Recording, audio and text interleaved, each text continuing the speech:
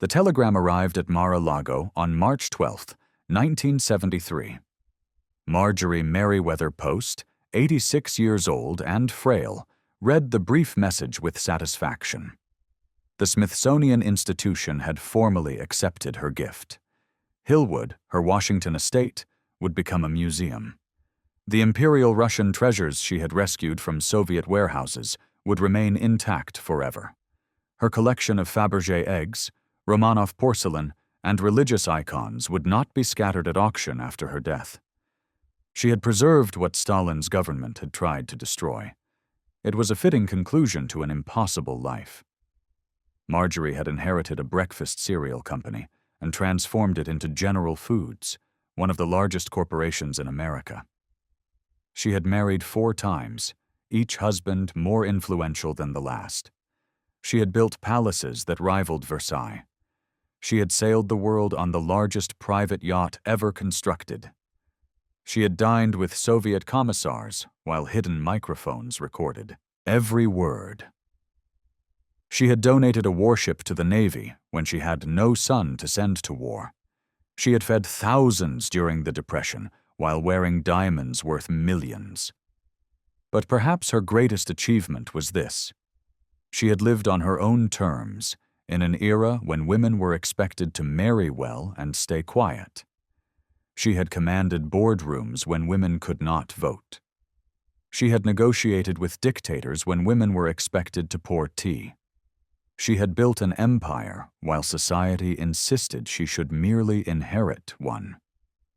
This is the story of the richest woman in America, a woman who understood that wealth wasn't merely about accumulation, but about creation, preservation, and responsibility. A woman whose homes became museums, whose yacht became a civil rights milestone, and whose business decisions still affect what sits on your breakfast table today. If you appreciate stories of American ambition, extraordinary lives, and the complex relationship between wealth and power, please subscribe. What follows is a journey through the 20th century, as experienced by a woman who shaped it more than most people realize. Her story begins not with her birth, but with a gunshot in California. Chapter 1. The Inheritance. The Santa Barbara mansion was quiet on the morning of May 9, 1914. Too quiet. Charles William Post had dismissed most of the staff the previous evening. His wife, Layla, had left for town. The 59-year-old magnate walked through the empty corridors of his California winter home, past windows overlooking the Pacific, past rooms filled with the furnishings his fortune had purchased. He had built an empire from roasted grain and molasses. Postum, the coffee substitute he had created in a barn in Battle Creek, Michigan, had made him one of the wealthiest men in America. Grape nuts and Post Toasties followed, each product generating millions in revenue. His advertising campaigns had revolutionized American marketing. His model town in Texas demonstrated his progressive ideals. His personal fortune had reached $20 million, equivalent to over $500 million in current purchasing power. None of it mattered anymore.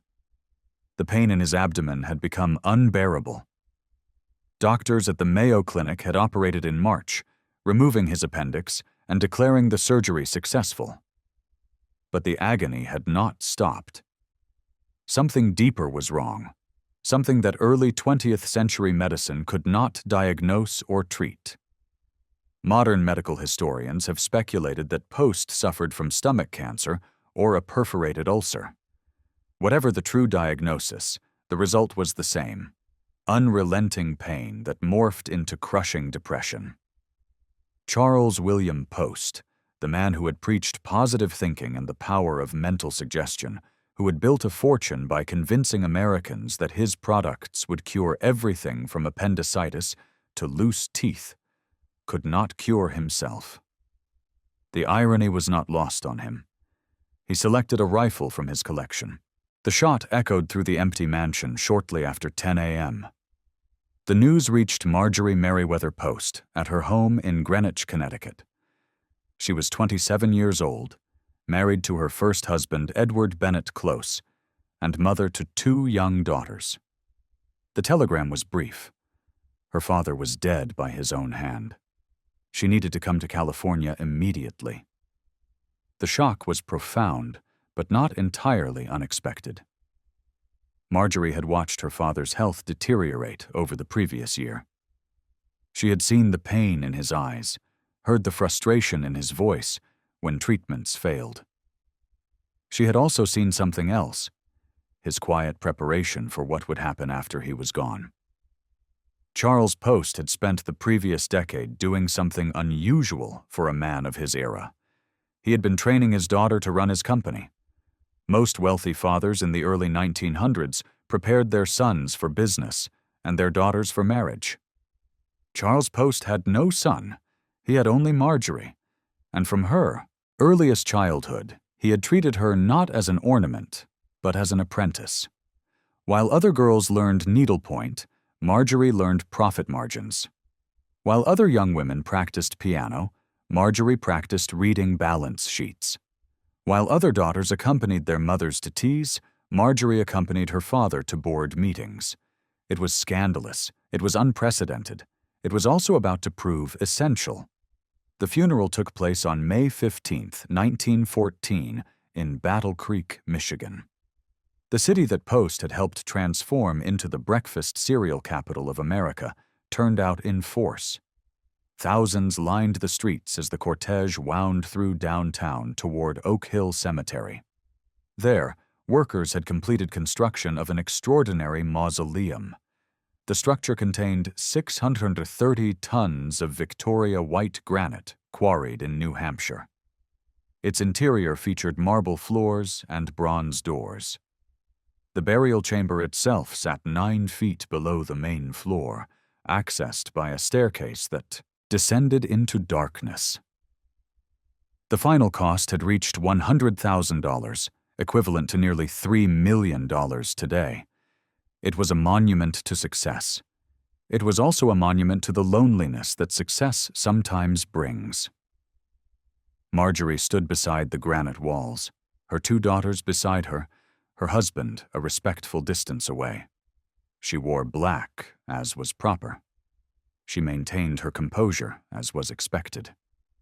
But behind her careful expression, calculations were already forming.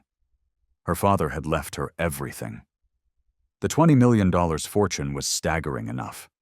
But more important was the ownership stake in the Postum Cereal Company.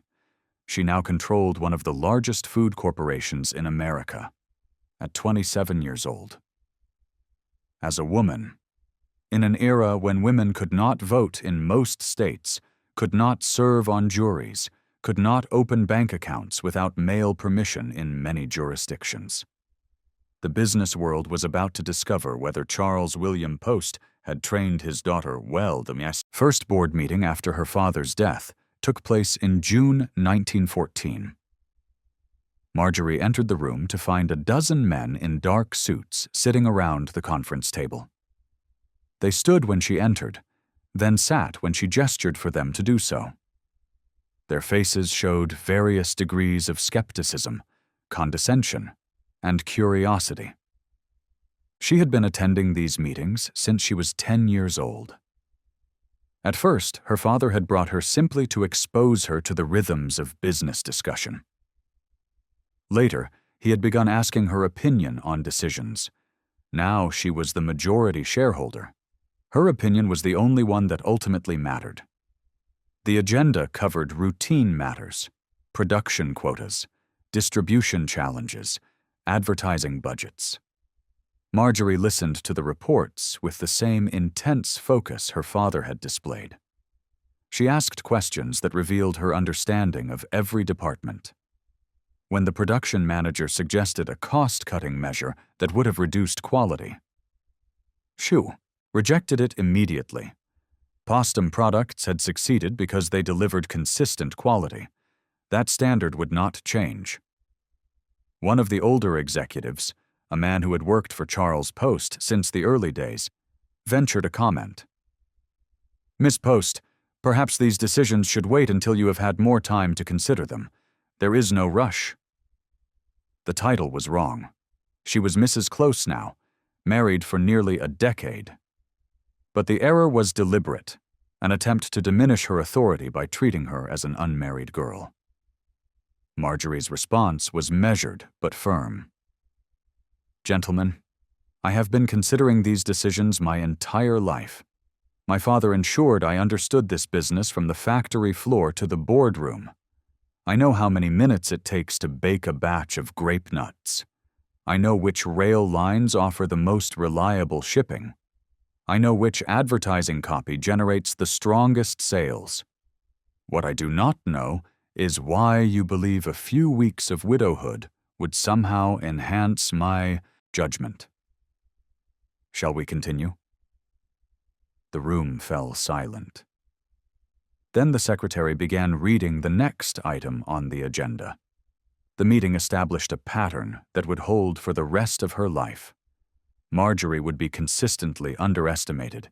She would consistently prove her critics wrong. And she would do so without raising her voice or losing her composure. She had learned that from her father, too. To understand Marjorie's readiness for this moment, we must go back further. Back to Springfield, Illinois, where she was born on March 15, 1887. Back to Battle Creek, where she grew up watching her father transform an idea into an empire. Back to the experiences that shaped her into something unprecedented. A woman prepared to command in a man's world. Her childhood was not typical, even by the standards of wealthy families. Charles William Post arrived in Battle Creek in 1891 as a broken man. He was 37 years old and suffering from what doctors called neurasthenia, a catch-all diagnosis for nervous exhaustion and depression. He had tried and failed at multiple business ventures.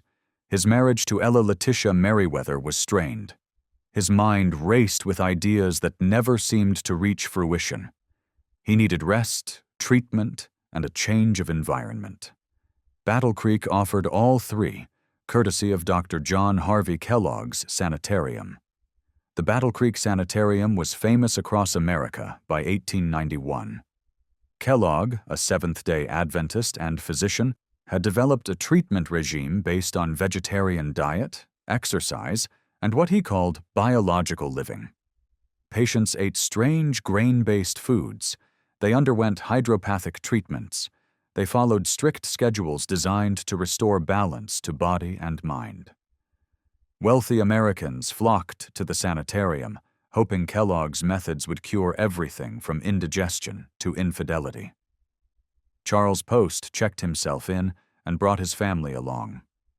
4-year-old Marjorie watched her father participate in the sanitarium's peculiar rituals. She saw him drink the grain-based coffee substitute that Kellogg served to patients. She observed the other residents and their desperate hope for transformation. Post's health did not improve dramatically, but his business instincts awakened. He tasted Kellogg's coffee substitute and recognized opportunity. Americans were increasingly worried about the supposed dangers of coffee. Temperance movements warned that caffeine was as harmful as alcohol. If people would pay to drink this grain-based alternative at a sanitarium, they might pay to drink it at home. Post left the sanitarium after several months and immediately opened his own competing establishment, La Vita Inn. The venture failed within a year, but it gave him time to experiment with his own coffee substitute formula. In 1895, working in a small barn on the family property, he perfected the recipe for what he would call postum. Marjorie was 8 years old. Her father gave her her first job, gluing labels onto boxes. The barn where Charles Post created postum was not impressive. It measured perhaps 20 feet by 30 feet, with a dirt floor and gaps in the walls that let in Michigan winter wind. But it was the birthplace of a fortune. Post mixed roasted wheat, bran, molasses, and a few other ingredients according to a formula he would later patent. The resulting powder, when mixed with hot water, produced a dark beverage that bore no resemblance to actual coffee. But Post was not selling coffee. He was selling safety, health, and peace of mind. His advertising genius lay in creating fear before offering salvation. One famous Postum advertisement showed a man in bed, writhing in agony, with the caption, "Is your yellow streak the coffee habit?"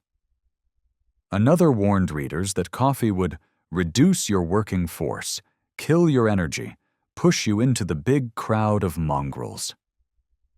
The claims were outrageous by modern standards. They were also extraordinarily effective in an era without truth in advertising laws. By 1897, Post needed a factory to meet demand. Marjorie, now 10 years old, watched her family's circumstances transform almost overnight. The struggling salesman became a successful manufacturer. The woman who had worried about household budgets could suddenly afford household staff. The girl who had glued labels in a barn now lived in a mansion. But Charles Post did not let success soften his daughter. Instead, he brought her deeper into the business. When he began developing his first breakfast cereal, he explained the process to her. When he negotiated with suppliers, he sometimes brought her along. When he reviewed advertising copy, he asked her opinion. Most daughters of wealthy men learned French and watercolors. Marjorie learned inventory management and marketing strategy. In 1897, Post introduced Grape Nuts, the cereal that would become his most successful product. The name was pure marketing invention. The cereal contained neither grapes nor nuts. It was made from wheat and barley, baked until hard, then broken into small nuggets. But Post claimed the baking process created grape sugar, and the nutty flavor justified the name. He also claimed grape nuts could cure appendicitis, malaria, and loose teeth. The Federal Trade Commission did not exist to challenge such assertions. Neither did the Food and Drug Administration's modern regulatory powers. Advertising was limited only by imagination and the gullibility of consumers. Post had both in abundance. Grape nuts became a phenomenon. By 1900, the Postum Cereal Company was producing millions of pounds of cereal annually. The factory complex in Battle Creek expanded to cover 20 acres. Hundreds of workers depended on Post for their livelihoods. The company's success attracted imitators, including Will Keith Kellogg, the brother of Dr. John Harvey Kellogg. The younger Kellogg brother had worked at the sanitarium, but left to start his own cereal company in 1906. The rivalry between Post and the Kellogg brothers became legendary in Battle Creek. Accusations of industrial espionage flew in both directions. Lawsuits over patent infringement filled the courts. Each company claimed the other had stolen recipes and techniques. The truth was probably less dramatic. Both companies drew on the same source, Dr. Kellogg's sanitarium kitchens, where grain-based foods had been developed for years before either Post or W.K. Kellogg commercialized them. What mattered was that Battle Creek had become the cereal capital of America, and Marjorie Merriweather Post grew up at the center of it all. By her early teenage years, Marjorie could walk through the Postum factory and understand every step of the production process. She knew how the wheat was cleaned and sorted. She understood the baking temperatures and times that produced the characteristic texture of grape nuts. She could calculate profit margins and identify inefficiencies in the packaging line. She was receiving an education that no finishing school could provide. Her father also ensured she received a conventional education appropriate to her class. In 1901, at age 14, Marjorie enrolled at Mount Vernon Seminary in Washington, D.C. The school, founded in 1875, catered to daughters of wealthy families. Its mission was to produce refined young ladies who could manage households, host social events, and ornament their future husbands' lives. Marjorie excelled at the expected skills. She learned proper etiquette for formal dinners. She studied French and became fluent. She developed a deep appreciation for art and antiques. She mastered the complex social codes that governed interactions among the American upper class. But she never forgot what her father was teaching her. During school breaks, she returned to Battle Creek. She continued attending board meetings when possible. She toured the factories and distribution centers. She read the financial reports her father sent to Washington. In 1903, Charles Post introduced another product. He called it Elijah's Manna, a cornflake cereal intended to compete directly with the Kellogg Company's increasingly popular Corn Flakes. The name proved catastrophic. Religious groups protested the commercial use of a biblical prophet's name. Several countries, including Great Britain, refused to allow the product to be imported under that name. Post quickly renamed it Post Toasties.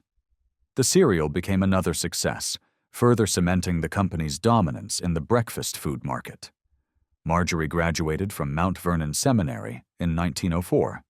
She was 17 years old, accomplished in all the social graces, and secretly far more educated in business than any of her male contemporaries suspected. She was also extraordinarily wealthy.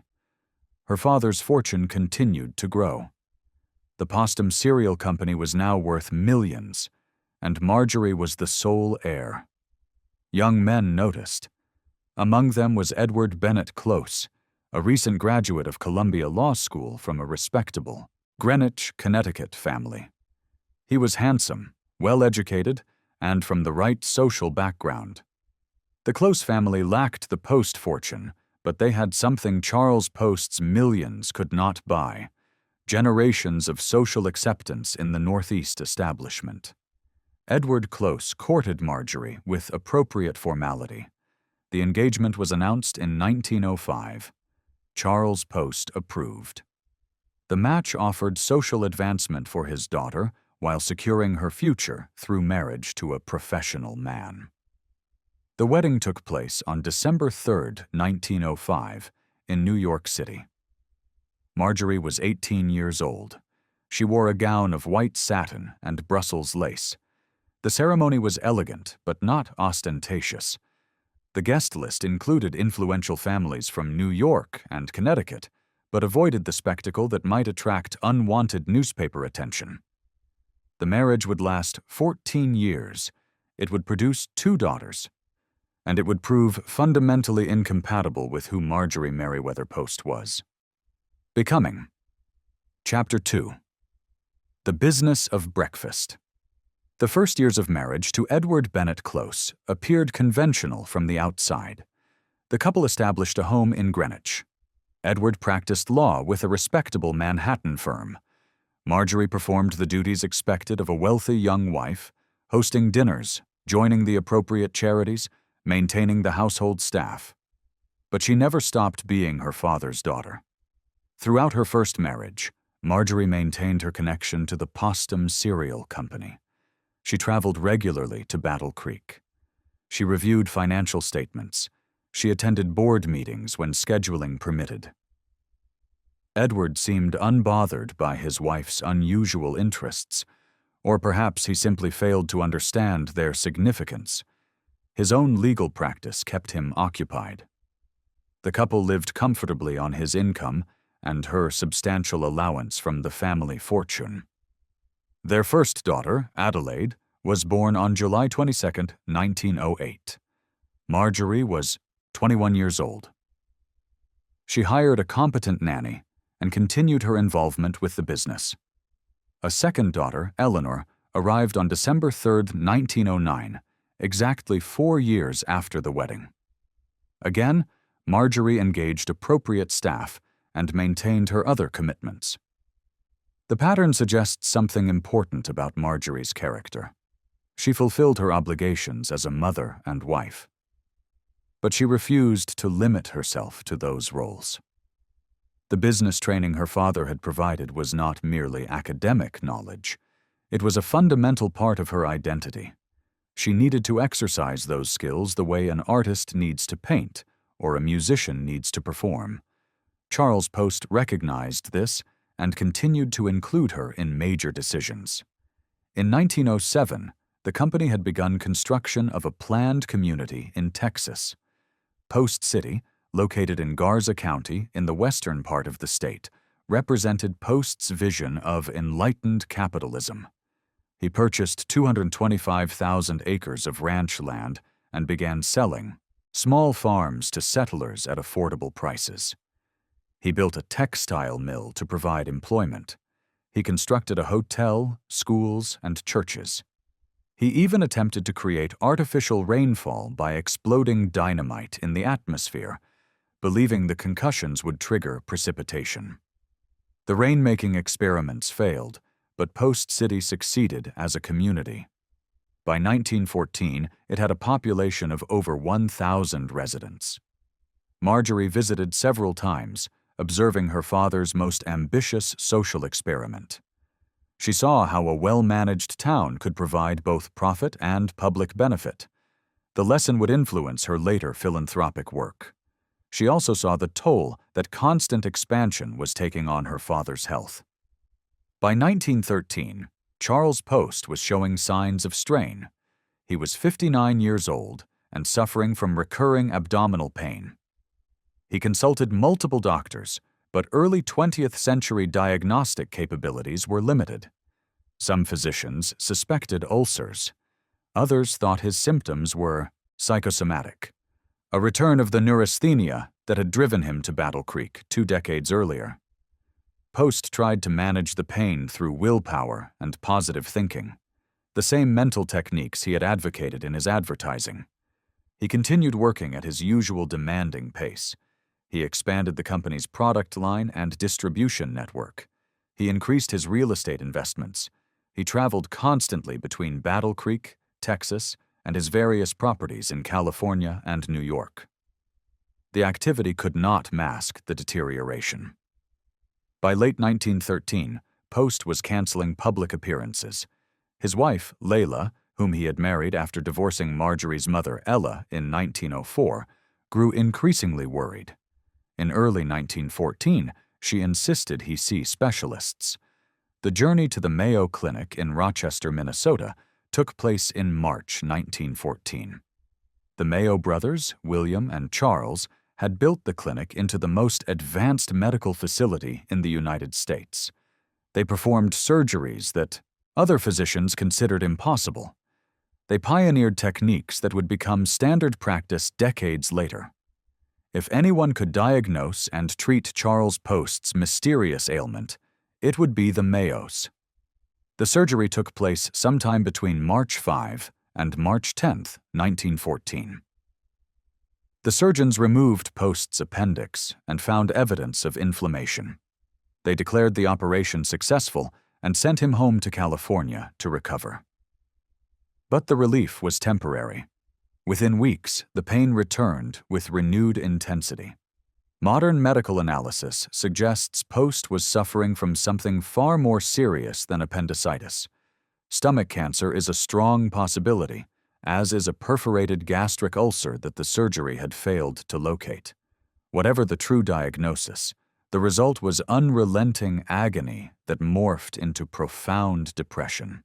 Charles William Post, who had built an empire by convincing Americans they could think themselves healthy, could not think himself free of pain. On the morning of May 9, 1914, he made his decision. The man who had everything chose to leave it all behind. The news of Charles Post's suicide shocked the nation. Newspapers across the country ran lengthy obituaries praising his business genius and lamenting the tragedy of his death.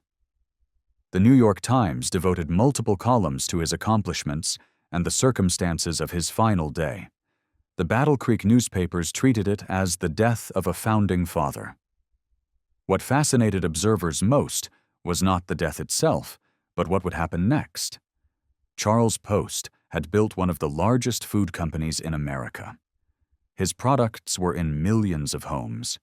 His advertising campaigns had changed American marketing forever. His factories employed thousands, and he had left it all to his 27-year-old daughter. The business world watched with undisguised skepticism.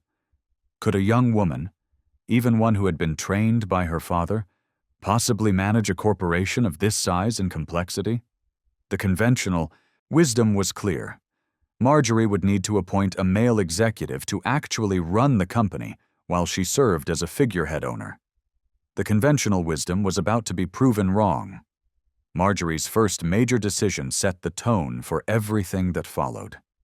In June 1914, less than a month after her father's death, she declined all suggestions that she appoint a president to manage day-to-day operations.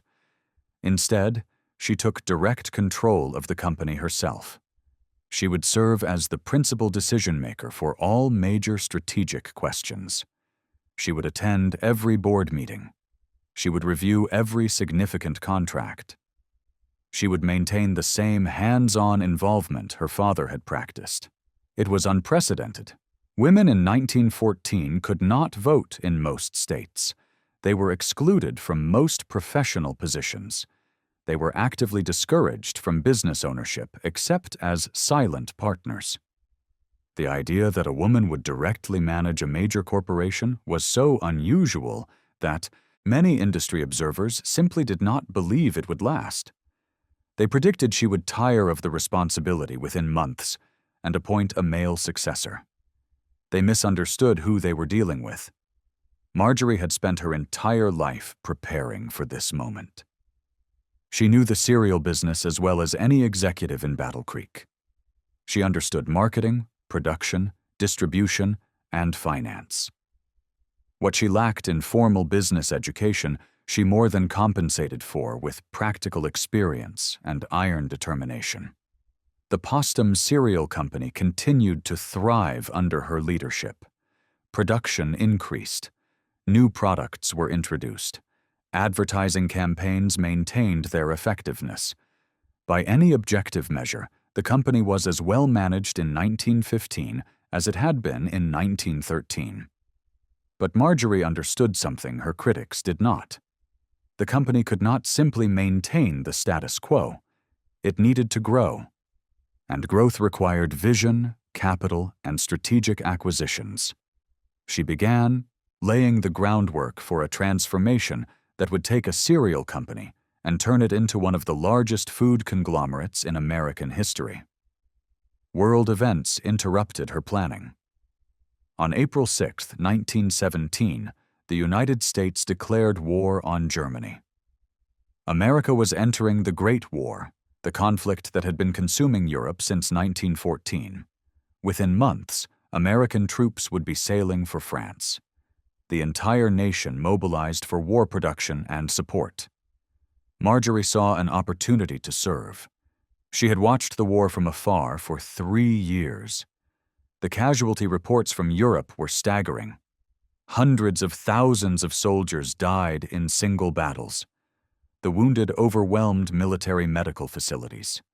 Field hospitals lacked equipment, supplies, and adequate buildings. The American Red Cross was organizing support efforts, but the scope of the need exceeded anything they had encountered before. In 1916, even before America entered the war, Marjorie began working with the Red Cross to establish a base hospital that could serve American troops if and when they were deployed. She applied the same organizational skills she used in business to the logistics of military medicine. She recruited doctors and nurses. She identified equipment suppliers. She studied the layout of effective military hospitals. She navigated the complex bureaucracy of military procurement. The project consumed her attention for more than a year. She did not merely write checks and trust others to handle the details. She involved herself in every aspect of planning and execution. She visited potential hospital sites. She interviewed medical staff. She ensured that supplies were ordered, shipped, and properly inventoried. She treated the hospital project with the same intensity she brought to launching a new cereal product. When America finally entered the war in April 1917, Marjorie's preparations accelerated. Base Hospital No. 15 would be located in Savenay, France, a small town near the Atlantic coast. The facility would be massive by military standards, capacity for 2,460 patients simultaneously, with surgical wards, recovery rooms, and administrative buildings. The hospital opened in the summer of 1918. Marjorie traveled to France to see it in operation. She walked through the wards, speaking with wounded soldiers. She observed the surgical theaters where doctors worked around the clock to save lives.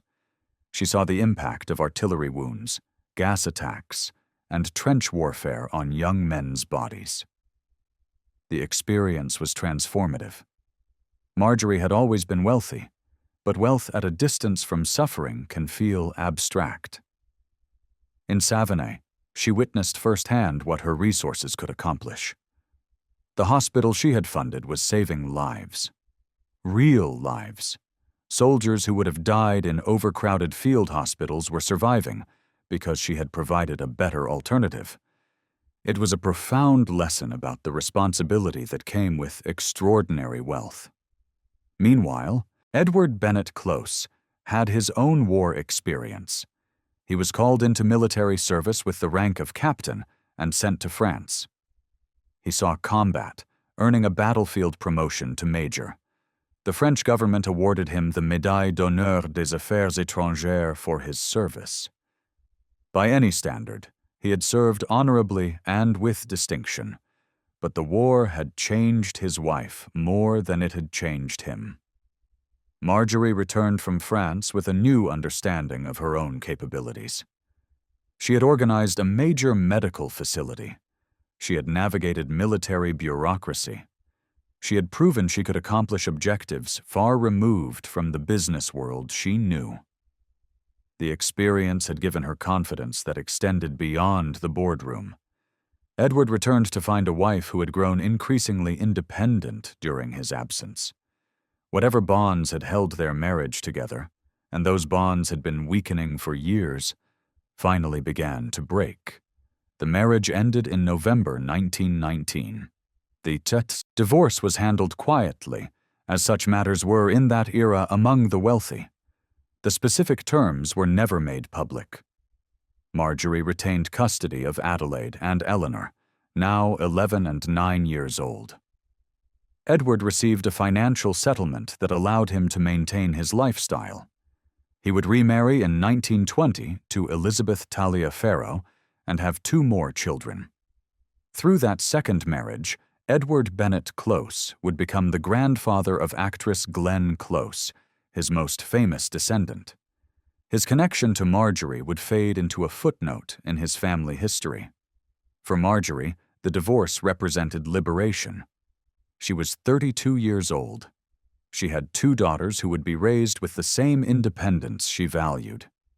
She owned one of the most successful companies in America, and she was free to live her life according to her own priorities rather than the expectations of a husband who had never truly understood her. The 1920s were about to begin. It would be the decade that transformed Marjorie Merriweather Post from a successful businesswoman into one of the most powerful figures in American industry. But first, she needed to find a partner who understood business as well as she did. She was about to meet a man named Edward Francis Hutton. Chapter 3. The Man from Wall Street. Edward Francis Hutton was 44 years old when he met Marjorie Merriweather Post in early 1920. He had buried his first wife, Blanche Horton Hutton, less than 3 years earlier. The Spanish influenza pandemic of 1918 had killed more than 50 million people worldwide. Blanche became one of its victims on December 18, 1917, dying at age 41 after 17 years of marriage. Hutton was still grieving when he encountered Marjorie at a social event in New York. She was recently divorced, wealthy beyond measure, and managing one of the largest food companies in America. He was one of the most successful financiers on Wall Street, founder of a brokerage firm that was revolutionizing how ordinary Americans invested in the stock market. They recognized something in each other immediately: competence. Edward Francis Hutton had built E.F. Hutton and Company from nothing. In 1904, he and his brother Franklin had founded the firm with a radical idea. While established brokerages concentrated their efforts in New York, the Huttons would bring Wall Street to the rest of America. They opened offices in San Francisco and Los Angeles when most financial firms considered the West Coast a backwater. They pioneered the use of telegraph and telephone to execute trades from distant cities, allowing investors thousands of miles from New York to participate in the stock market. The strategy worked brilliantly. By 1920, E.F. Hutton and Company was the second largest brokerage house in the United States. The firm had weathered the financial panics and market disruptions of the 1910s. It had emerged from World War I stronger than before. Edward Hutton was wealthy, respected, and influential. He was also lonely. Blanche's death had left a void that work could not fill. His son from that marriage, Halcourt, was 18 years old and preparing for college. But Hutton wanted more than a business empire. He wanted a partner who could understand the world he operated in. Marjorie offered exactly that. She was not merely a rich heiress looking for social advancement. She was a business executive in her own right, someone who understood balance sheets and strategic planning. She could discuss acquisitions and market trends. She operated in his world rather than existing on its margins. The courtship was brief. Both were mature adults who knew what they wanted. Both had been married before and understood the difference between romantic fantasy and compatible partnership. They married on July 7, 1920, less than a year after Marjorie's divorce from Edward Close became final.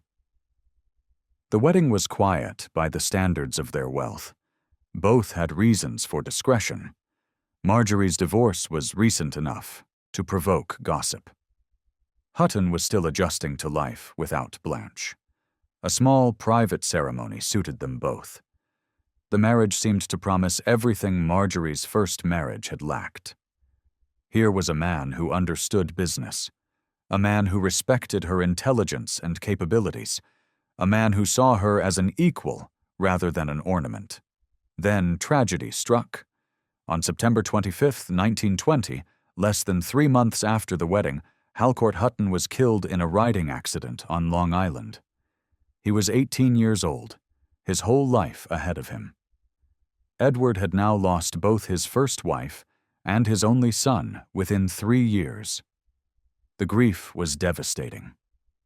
Marjorie, who had known Halcourt only briefly, stood by her new husband through his anguish. She organized the funeral.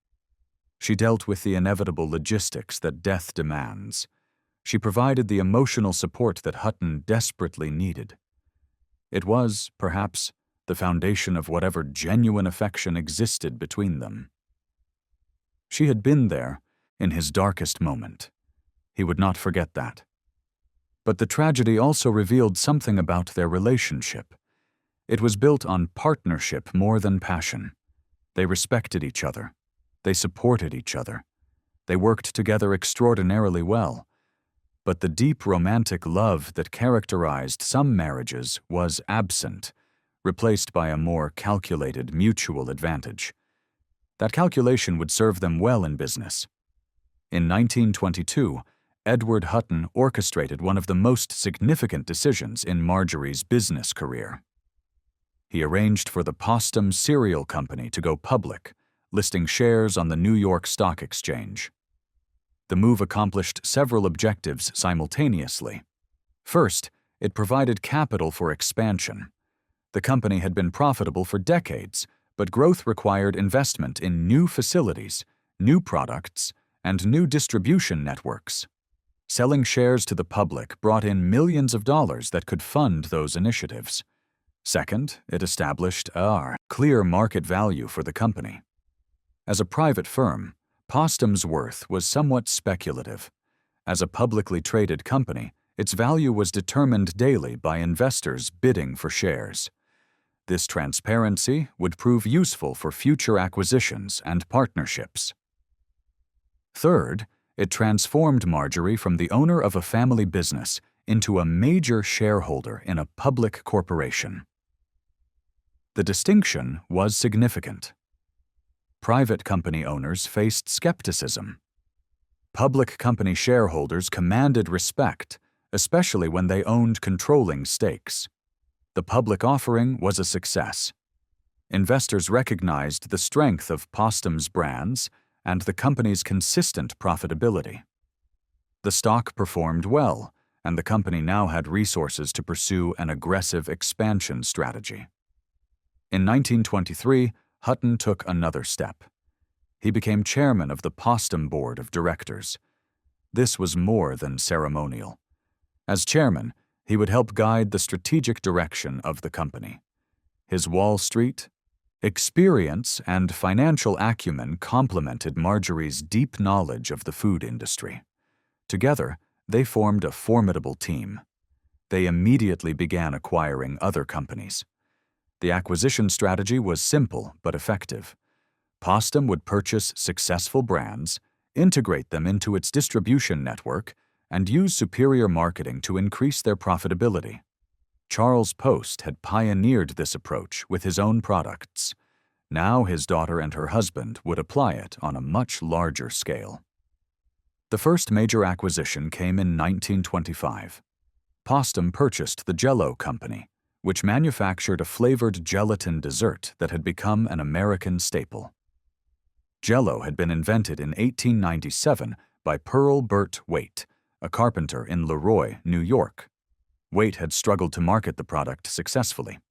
In 1899, he sold the rights to his neighbor, orator Francis Woodward, for $450. Woodward's Genesee Pure Food Company had built Jell-O into a nationally recognized brand through aggressive advertising and product innovation. By 1925, Jell-O was generating millions in annual sales. Postum paid $67 million to acquire it, a staggering sum for that era. But the acquisition brought instant returns. Jell-O's distribution network merged with Postum's existing channels. The marketing departments combined their expertise. Within months, Jell-O's profitability increased significantly. The success of the Jell-O acquisition validated the strategy. Over the next several years, Postum purchased company after company. Baker's Chocolate, one of the oldest chocolate manufacturers in America, founded in 1765 by John Hannon and Dr. James Baker in Dorchester, Massachusetts. The company had operated the first chocolate mill in colonial America and maintained a reputation for quality that spanned more than 150 years. Maxwell House Coffee, named after the Maxwell House Hotel in Nashville, Tennessee, where the blend was originally served. Legend claimed that President Theodore Roosevelt had visited the hotel in 1907, tasted the coffee, and declared it good to the last drop, though historians have questioned the veracity of that story. Regardless of its origins, the slogan became one of the most famous in advertising history. Hellmann's Mayonnaise, created by German immigrant Richard Hellmann, who had opened a delicatessen in New York City in 1905. Hellmann sold his wife's homemade mayonnaise in the deli, packaged in glass jars adorned with a blue ribbon. The product proved so popular that Hellmann eventually abandoned the deli business to focus exclusively on mayonnaise production. Log Cabin Syrup, invented by grocer Patrick J. Towle in St. Paul, Minnesota, in 1887. Towle named the syrup after his childhood hero, Abraham Lincoln, and packaged it in tin containers shaped like log cabins.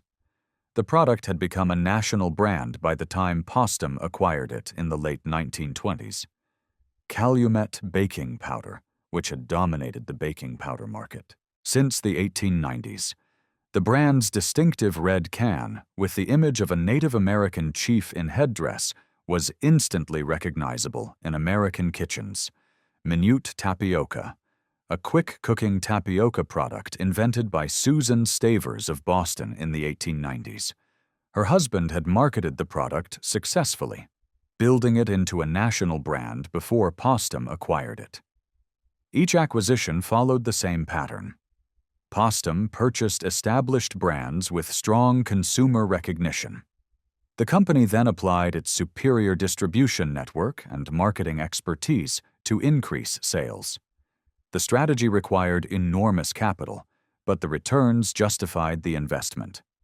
By 1929, Postum had transformed from a cereal company into something far larger. It was now one of the most diversified food conglomerates in America, with dozens of brands spanning breakfast foods, baking ingredients, beverages, and condiments. The transformation demanded a new name.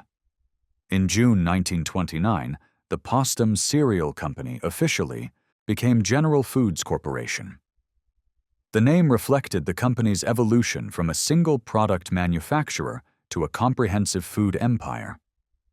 Marjorie Merriweather Post, the girl who had glued labels in a barn, now controlled the largest food company in the United States. Chapter 4. The Frozen Goose. The story of Birdseye begins with a goose served aboard a yacht. The year was approximately 1926, though the exact date is lost to history. Edward and Marjorie Hutton had sailed from Gloucester, Massachusetts, on their yacht Hussar. The crew had provisioned the ship for an extended cruise, including a goose that had been frozen before being brought aboard. When the goose was served several days into the voyage, Marjorie noticed something remarkable. The meat was tender and flavorful, almost indistinguishable from a freshly killed bird. Most frozen meat at that time suffered from ice crystal damage that destroyed cellular structure, resulting in mushy, unappetizing texture when thawed. This goose was different. Marjorie asked questions. The crew explained they had purchased the goose from a local supplier who was experimenting with a new freezing process. The supplier's name was Clarence Birdseye. Clarence Frank Birdseye II was an unlikely revolutionary. Born in Brooklyn in 1886, he had dropped out of Amherst College to work as a naturalist for the U.S. Biological Survey. His work took him to Labrador in northeastern Canada, where he spent years studying wildlife in one of the harshest environments on Earth. In Labrador, Birdseye observed something that would change his life. The Inuit people would catch fish and leave them on the ice. The extreme cold froze the fish almost instantly. Months later, when the fish were thawed and cooked, they tasted remarkably fresh. Birdseye realized that the speed of freezing was crucial. Fast freezing created small ice crystals that did minimal damage to cellular structure. Slow freezing created large crystals that ruptured cell walls, destroying texture and flavor. He returned to the United States determined to replicate this fast freezing process industrially. By the early 1920s, he had developed equipment that could freeze food in individual packages using a combination of cold air and metal plates. He founded the General Seafood Corporation in Gloucester to commercialize the technology. The process worked brilliantly. Birdseye's frozen fish tasted almost fresh. His frozen vegetables retained their color and texture. He was creating something genuinely new, a way to preserve food that maintained quality rather than merely preventing spoilage. There was only one problem. Nobody wanted to buy frozen food. The obstacles to frozen food in the 1920s seemed insurmountable. American homes did not have freezers. The refrigerators that were beginning to appear in middle-class kitchens had small ice compartments that could keep food cold but not freeze it solid. Grocery stores had no freezer cases. The entire distribution infrastructure required for frozen food simply did not exist. Transportation posed an even greater challenge. How could frozen food be moved from factory to store if every truck, train car, and storage facility along the way lacked refrigeration? The product would thaw long before it reached consumers. Even if these logistical problems could be solved, consumer attitudes presented another barrier. Americans in the 1920s associated frozen food with poor quality. The slow freezing methods that had been used for decades produced unappetizing results. Convincing consumers that this new fast freezing process was different would require massive marketing efforts. Clarence Birdseye understood all of this. He also understood that he lacked the capital to solve these problems alone. He needed a partner with deep pockets and long-term vision. He needed someone who could build an entire infrastructure from scratch and wait years for returns on investment. He needed someone like Marjorie Merriweather Post. Marjorie grasped the potential immediately. She saw beyond the current obstacles to a future where frozen food would revolutionize American eating habits. Fresh vegetables in the middle of winter, seafood hundreds of miles from the ocean, complete meals that could be prepared in minutes. The implications were staggering. She began urging Edward to acquire Birdseye's company. She made the case with the same analytical rigor she applied to all business decisions. Yes, the current market was non-existent, but the technology was sound, and Postum had the resources to build the necessary infrastructure. They could install freezer cases in grocery stores. They could retrofit delivery trucks with refrigeration. They could launch marketing campaigns to educate consumers. It would be expensive and time-consuming, but the company that succeeded in creating the frozen food market would dominate that market for decades. Edward was skeptical. The obstacles seemed overwhelming. The required investment would be enormous. The timeline for profitability was uncertain. Most troubling, they would be betting on changing consumer behavior, always a risky proposition. Americans had eaten fresh or canned food for centuries. Convincing them to buy frozen products would demand resources that even General Foods might not possess. The debate continued for years. Meanwhile, Birdseye's asking price kept rising as he made improvements to his process and equipment. Other companies began circling, recognizing the technology's potential even if they were reluctant to commit to full-scale commercialization. Marjorie persisted. This was the future. She was certain of it. She had built her father's company by recognizing opportunities others missed. Postum had succeeded when conventional wisdom said a coffee substitute could not compete with the real thing. Grape nuts had thrived despite containing neither grapes nor nuts and tasting nothing like the name suggested. Success in the food industry came from seeing what others could not see and having the courage to act on that vision. Finally, in February 1929, Edward agreed. General Foods purchased the General Seafood Corporation and its patents for approximately $22 million. The price was astronomical, more than 10 times what Marjorie had originally suggested. But by 1929, Birdseye had significantly developed his technology and expanded his operations. The patents alone were worth millions. The expertise his team had accumulated was invaluable. And General Foods was acquiring not just a company, but an entire category of products that did not yet exist in the consumer marketplace. The acquisition was announced in the press as a bold move into a new technology. Financial analysts were skeptical.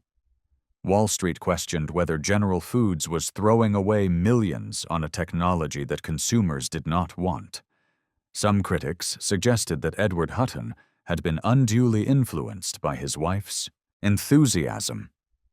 Those critics would be proven spectacularly wrong. But not immediately. Creating the frozen food market proved as difficult as Edward had feared. General Foods invested millions in infrastructure. The company developed freezer cases and offered them to grocery stores at subsidized prices. It retrofitted delivery trucks with refrigeration units. It established frozen storage facilities at strategic locations across the country. The marketing challenge was even greater. Consumers needed to be convinced that frozen food was not merely a poor substitute for fresh food, but a superior alternative in many situations. General Foods launched advertising campaigns that emphasized convenience, year-round availability, and consistent quality. Magazine advertisements showed happy housewives preparing quick meals with frozen vegetables. Radio commercials featured testimonials from satisfied customers. The Bird's Eye name became central to the marketing strategy. It sounded natural and trustworthy, evoking images of birds and clear vision. The company developed the Bird's Eye brand, with a distinctive logo featuring a bird's eye maple design. The brand name became synonymous with frozen food, the same way Jell-O had become synonymous with gelatin dessert. Progress was slow. The Great Depression, which began just months after the Bird's Eye acquisition, made consumers reluctant to try expensive new technologies. Grocery stores hesitated to invest in freezer cases when their customers were struggling to afford food at all. The frozen food division lost money year after year. But Marjorie remained committed. She understood that transformative innovations required patience. Frozen food was not a short-term play. It was a bet on the future of American eating habits. Eventually, as the economy recovered, as more homes acquired freezers, as distribution infrastructure became ubiquitous, frozen food would become standard. General Foods just needed to survive long enough to see that future arrive. The company's survival was never in doubt. The cereal, coffee, and gelatin divisions continued generating substantial profits. Those established businesses subsidized the frozen food experiment. General Foods could afford to lose money on Bird's Eye for years because its other brands were so successful. By the late 1930s, the investment began paying off. Freezer ownership was increasing. Grocery stores had grown accustomed to managing frozen food sections. A generation of American women was discovering that frozen vegetables could be more convenient than canned and better tasting than fresh produce that had spent days traveling from farm to market. World War II would accelerate the trend as frozen food proved ideal for military rations and home front efficiency. Marjorie's vision had been vindicated, but the vindication would come too late to save her second marriage. Chapter 5. The Palace by the Sea. While Marjorie was building a food empire, she was also building something more visible: palaces. The first was in Palm Beach, Florida. The second would be in the mountains of New York. Both would define how Americans imagined extreme wealth. The story of Mar-a-Lago begins with a previous house that was too small. In 1921, Marjorie and Edward Hutton had built a winter residence in Palm Beach called Hogarcito, Spanish for Little Hearth. The architect was Marion Sims Wyeth, a Princeton graduate who had studied at the École des Beaux-Arts in Paris.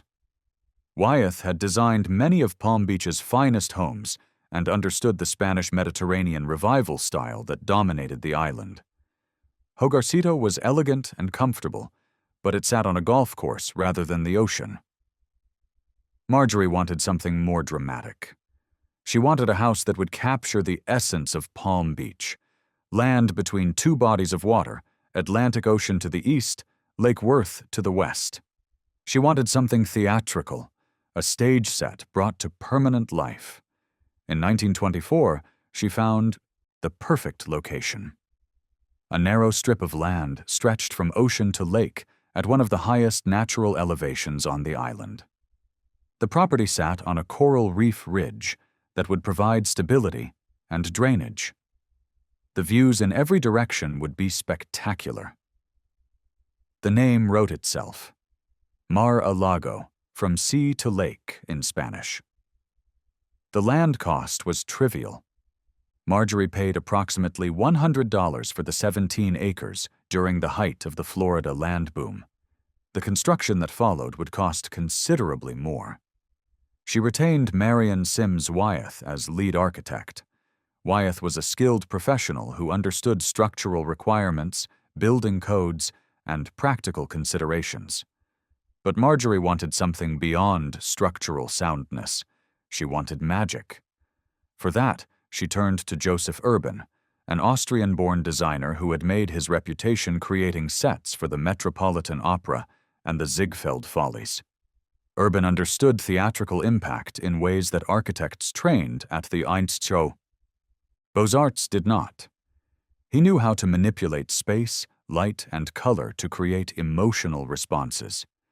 He had never designed a residential building, but that did not matter to Marjorie. She wanted his vision, not his credentials. The collaboration between Wyeth and Urban was tense. Wyeth designed the floor plans and structural elements according to architectural principles. Urban transformed the exteriors and interiors into something that defied conventional categorization. Wyeth later regretted his involvement with the project and rarely discussed it in professional circles. The building that resulted from their uneasy partnership followed no established architectural rules. Construction began in 1923 and required approximately 4 years to complete. The workforce peaked at more than 600 laborers and approximately 300 specialized craftsmen, many brought from Europe specifically for this project. The materials told their own story of obsessive perfectionism. 3 boatloads of Dorian limestone arrived from Genoa, Italy. This fossil-bearing stone was chosen because it aged rapidly, giving new construction an appearance of antiquity.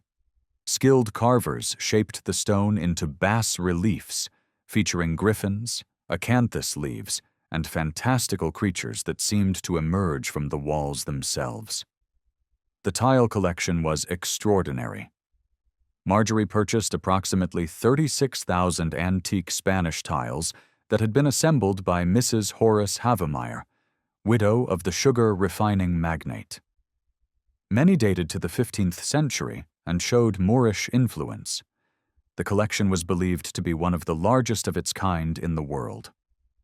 These tiles covered the entrance hall, cloisters, patio, and numerous rooms throughout the house. Another 20,000 roofing tiles came from old Cuban buildings, their colors ranging from salmon pink to weathered red. The Cuban tiles gave the roof an aged appearance that complemented the pre-weathered stone. Black and white marble flooring in the dining room covered 2,200 square feet.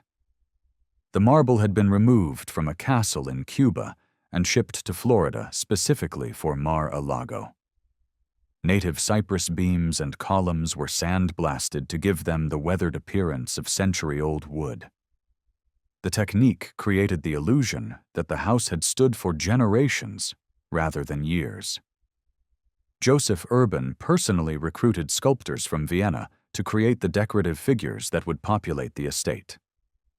Franz Barwig and his son spent nearly 3 years carving parrots, monkeys, and other creatures from Dorian stone. Their whimsical work gave Mar-a-Lago a fantastical quality that distinguished it from the more serious Gilded Age mansions of Newport and the Hudson Valley. The completed house was unlike anything that had been built before in America. It rose from the coral ridge like a vision from a fairy tale, part Spanish castle, part Moorish palace, part theatrical set. A 75-foot tower dominated the skyline, visible for miles. The tower served no practical purpose beyond announcing the presence of something extraordinary. The main residence contained 58 bedrooms and 33 bathrooms. Every bathroom featured gold-plated fixtures, which Marjorie explained were easier for servants to clean than silver or chrome. The explanation was practical, but the effect was purely luxurious. The living room stretched 1,800 square feet beneath ceilings that soared 42 feet overhead. The space could accommodate hundreds of guests while still feeling intimate through clever design and furniture arrangement. The house was organized into distinct wings that could function independently. Family quarters occupied one section. Guest accommodations filled another. The public entertaining spaces remained separate from private areas. A covered passage connected the main house to a separate guest cottage, allowing visitors to come and go without disturbing family routines. Joseph Urban designed each bedroom suite with its own personality and decorative theme. The Adams Suite evoked colonial American elegance, with restrained neoclassical details that referenced Robert Adams' influential designs. The Dutch Suite featured antique Delft tiles that Marjorie's mother had particularly loved. The blue and white ceramics created a serene atmosphere, distinct from the more flamboyant Spanish elements elsewhere. The Spanish Suite showcased porcelain figurines of ladies-in-waiting arranged in niches around an ornate tiled fireplace. The Venetian Suite glittered with crystal chandeliers and gilded mirrors that multiplied the light from floor-to-ceiling windows. For Marjorie's young daughter Netania, Urban created the Baby House Suite with a fairy tale theme. Pink roses climbed a decorative beehive fire screen. Door handles were shaped like squirrels. Everything was scaled for a child's sense of wonder.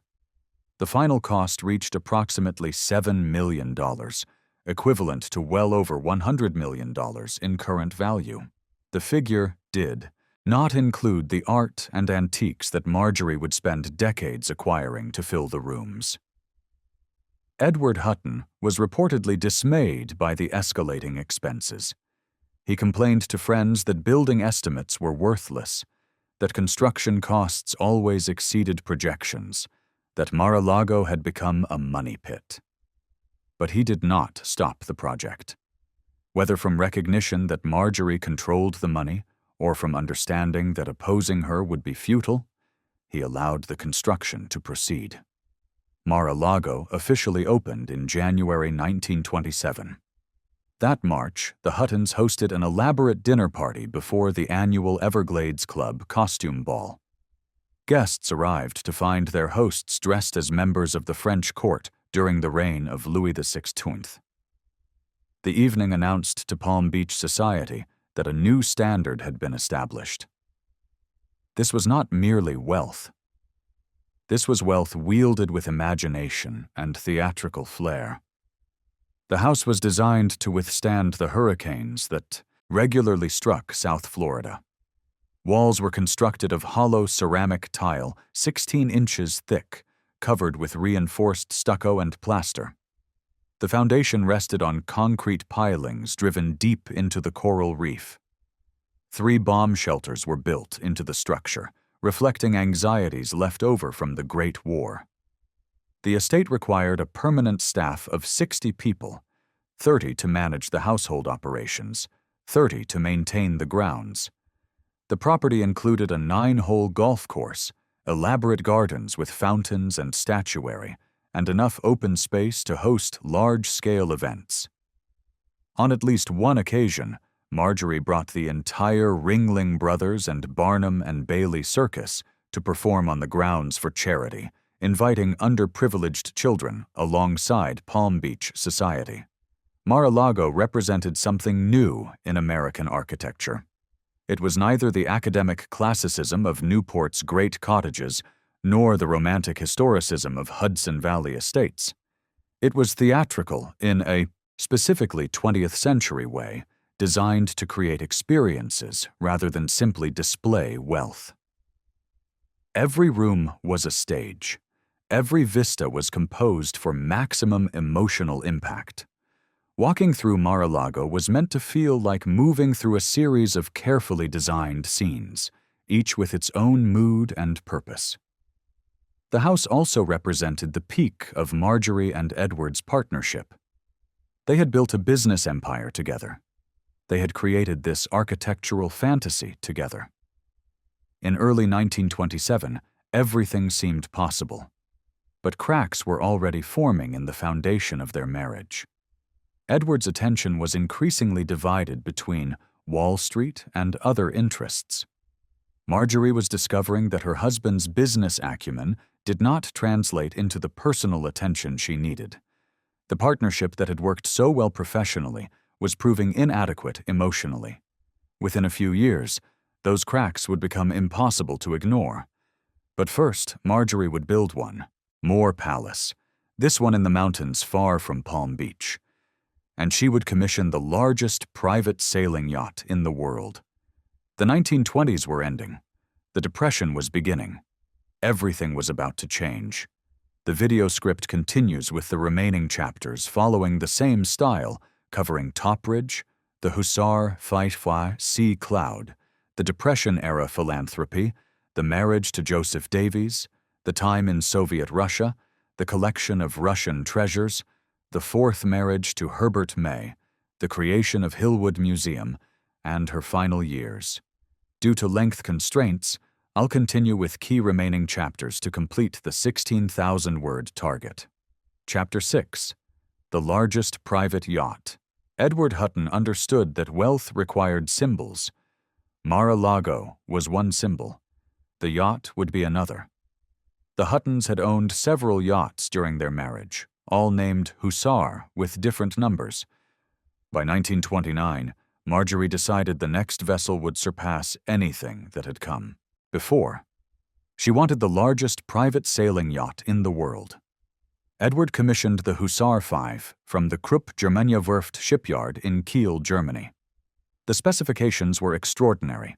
316 feet in length, 4 towering masts carrying 29 sails, the main mast rising 178 feet above the waterline. The cost approached $1 million, staggering for a private vessel. The Depression had already begun when construction commenced, but the Huttons proceeded anyway. This was not frivolous spending. The yacht was a business tool as much as a pleasure vessel. It would allow them to entertain clients, business partners, and influential figures in complete privacy. It would serve as a floating office and embassy wherever they sailed. Marjorie took personal responsibility for the yacht's interiors. She enrolled in a course on marine engineering at the Brooklyn Navy Yard to understand the technical constraints of shipboard design. This was typical of her approach. Master the fundamentals before making decisions. She arranged to have the outline of each cabin drawn at full scale on the floor of a Brooklyn warehouse. Then she positioned her carefully selected furnishings within those boundaries until every piece found its perfect place. The technique ensured that nothing would need to be removed or repositioned after installation. Everything would fit perfectly the first time. Hussar Fof was launched in April 1931. A crew of 72 would be required to maintain and operate the vessel. The interiors rivaled any European palace. Marjorie's personal suite featured white Carrara marble in the fireplace and bathroom. The water fixtures were shaped like golden swans. Edward's cabin offered pink Carrara stone and a spacious walk-in closet. Throughout the ship, rare furniture pieces acquired at Paris and Vienna auctions filled every space. Murano chandeliers hung in the main salon. Venetian mirrors reflected light from brass fittings polished to high gloss. The dining room could seat dozens. The libraries and sitting rooms offered private spaces for reading or conversation. The upper decks provided open-air gathering areas where guests could watch the ocean pass. The yacht was a floating palace, but it was also a supremely functional ship. The 4 masts could carry enough sail to move the vessel at respectable speeds when winds were favorable. When they were not, powerful diesel engines provided propulsion. The ship could cross oceans, navigate coastal waters, or anchor in remote bays with equal competence. The Huttons spent at least 6 months annually aboard Hussar 5, sometimes extending voyages to 9 months. Their 1932 cruise alone covered more than 16,000 miles, from Cuba through the Panama Canal to the Galapagos Islands, and back through the Caribbean. They cruised to Tahiti and Alaska. They explored the Mediterranean and the Black Sea. Aboard the yacht, Marjorie could entertain royalty and business leaders against backdrops of endless ocean horizons. The isolation of the sea provided privacy that even Mar-a-Lago could not guarantee. But the marriage that had produced Hussar Firth could not survive the 1930s. The end came in 1935. Evidence of Edward's infidelities had accumulated beyond Marjorie's tolerance. The specifics were never made public, handled with the discretion wealthy families maintained in such matters, but the fact of betrayal was undeniable. Marjorie filed for divorce. Unlike many such arrangements among the wealthy, she emerged with the yacht. Perhaps Edward recognized that he had broken their partnership and owed her that concession. Perhaps Marjorie insisted and had the resources to ensure her demands were met. Whatever the negotiation, she kept the Hussar V. She immediately renamed it Sea Cloud, symbolizing a fresh start. The black hull was repainted gleaming white. Marjorie was erasing Edward Hutton from her floating palace the same way she would eventually erase him from her other properties. Just 3 months. After the divorce was finalized, Marjorie married again. Joseph Edward Davies was a Washington lawyer and diplomat, a man from a completely different world than Edward Hutton's Wall Street. The marriage would prove her most historically significant, though not her happiest. Davies was appointed United States Ambassador to the Soviet Union in 1936. Sea Cloud sailed to Leningrad, where it served as both residence and floating embassy. The yacht that had been designed for pleasure became an instrument of diplomacy. Marjorie entertained Soviet officials aboard Sea Cloud, bringing capitalist luxury into the heart of communist Russia. The contrast was intentional. This was American wealth making no apologies, offering no explanations. The Soviets responded with a mixture of fascination and resentment. Later, when Davies was posted to Belgium, Queen Elizabeth came aboard. The pleasure yacht was now entertaining royalty on official state business. When World War II erupted, the market for luxury yachts vanished.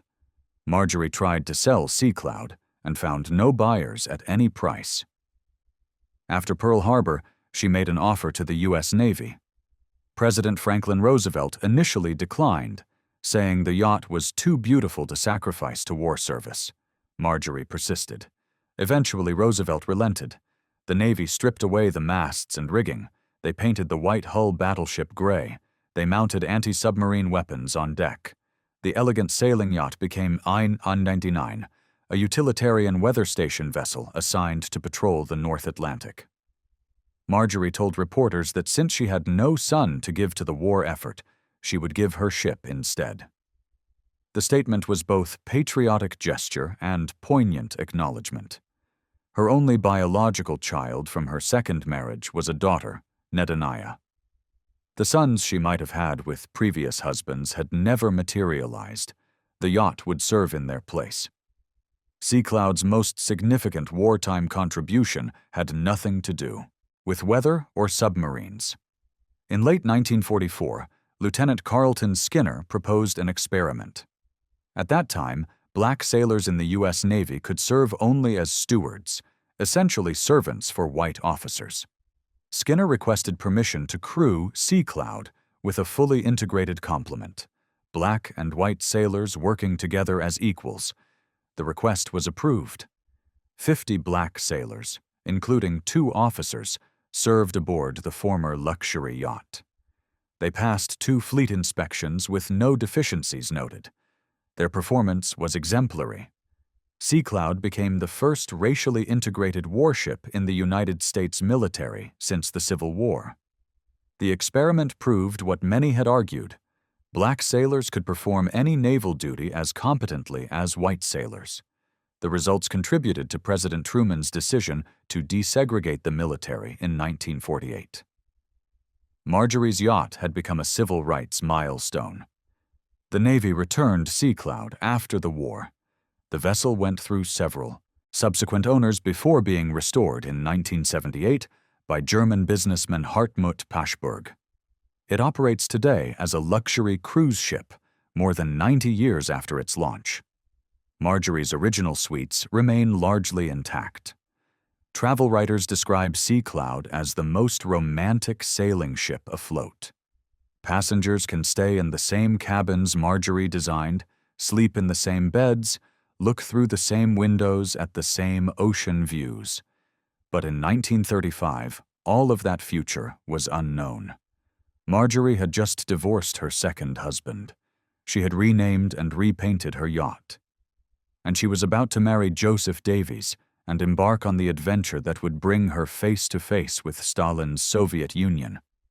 What she would bring back from that encounter would become her greatest legacy. Continuing to complete the full 16,000-word script covering Soviet Russia, the treasure collection, later life and legacy. Chapter 7. Ambassador to Terror. Joseph Edward Davies was 58 years old when he married Marjorie. Merryweather Post in December 1935. He had been married twice before. He had 5 daughters from those marriages. He was a successful Washington lawyer with excellent political connections and no significant personal fortune. Marjorie was 48, twice divorced, and one of the wealthiest women in America. The marriage raised eyebrows. What could this lawyer offer that justified union with a woman who could have had almost any man in America? The answer became clear in 1936. President Franklin Roosevelt appointed Davies as United States ambassador to the Soviet Union. Suddenly, Marjorie was not merely rich. She was the wife of America's representative to the most enigmatic and dangerous country on Earth. They arrived in Moscow on January 19, 1937. The train from Berlin had taken 2 days and nights across Poland and into Soviet territory. At Belaruski Station, the entire staff of the American embassy waited on the snow-covered platform alongside Soviet foreign ministry officials and photographers. Marjorie stepped off the train wearing a fur coat and hat, her jewelry subdued but unmistakable. She was entering a country where wearing such symbols of wealth could be dangerous. But she was not entering as a private citizen. She was entering as the American ambassador's wife, and her appearance sent a deliberate message. America was not ashamed of its prosperity. The ambassador's residence was called Spaso House, a neoclassical mansion built in 1914 for a wealthy merchant named Nikolai Vitorov. After the Bolshevik Revolution, the Soviet government had seized the property and eventually designated it as the residence for American ambassadors.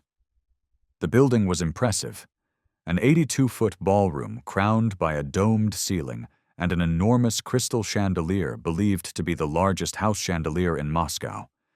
But years of Soviet occupation had left it in disrepair.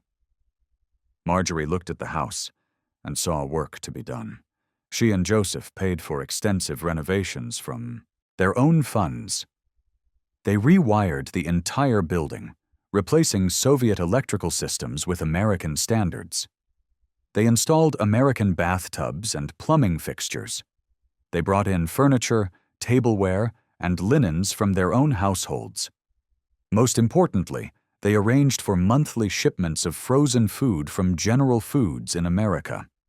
This allowed Marjorie to entertain Soviet officials in a style Moscow had not seen since before the revolution. Fresh frozen vegetables in the middle of Russian winter. American beef. French desserts made from ingredients that simply did not exist in Moscow's state-run shops. The Soviets had never experienced anything like it. 5-hour luncheons featuring champagne and caviar, menus that rivaled the finest restaurants in Paris. A hostess who treated them with grace despite representing a capitalist system they claimed to despise. They liked the Davises. The simple men of the Soviet government and their unsophisticated wives appreciated the absence of condescension. These were rich Americans who made no secret of being rich Americans. There was an honesty to it that made them easier to deal with than diplomats who mouthed progressive platitudes while privately looking down on Soviet crudeness. But hospitality came with surveillance. Marjorie discovered microphones hidden throughout Spaso House, in the fireplaces, in the ventilation shafts, in the walls between rooms. Embassy staff instructed her to tap a spoon against metal or glass whenever discussing anything sensitive. The noise disrupted the listening devices. Welcome cards placed in guest rooms warned that every space was monitored by Soviet secret police and that luggage could be searched multiple times daily. The domestic staff reported to Soviet intelligence. The Davies family was followed wherever they went. In photographs from this period, Joseph and Marjorie walk along snow-covered roads lined with birch trees. A GPU car waits a short distance behind, its occupants making no effort to conceal their purpose.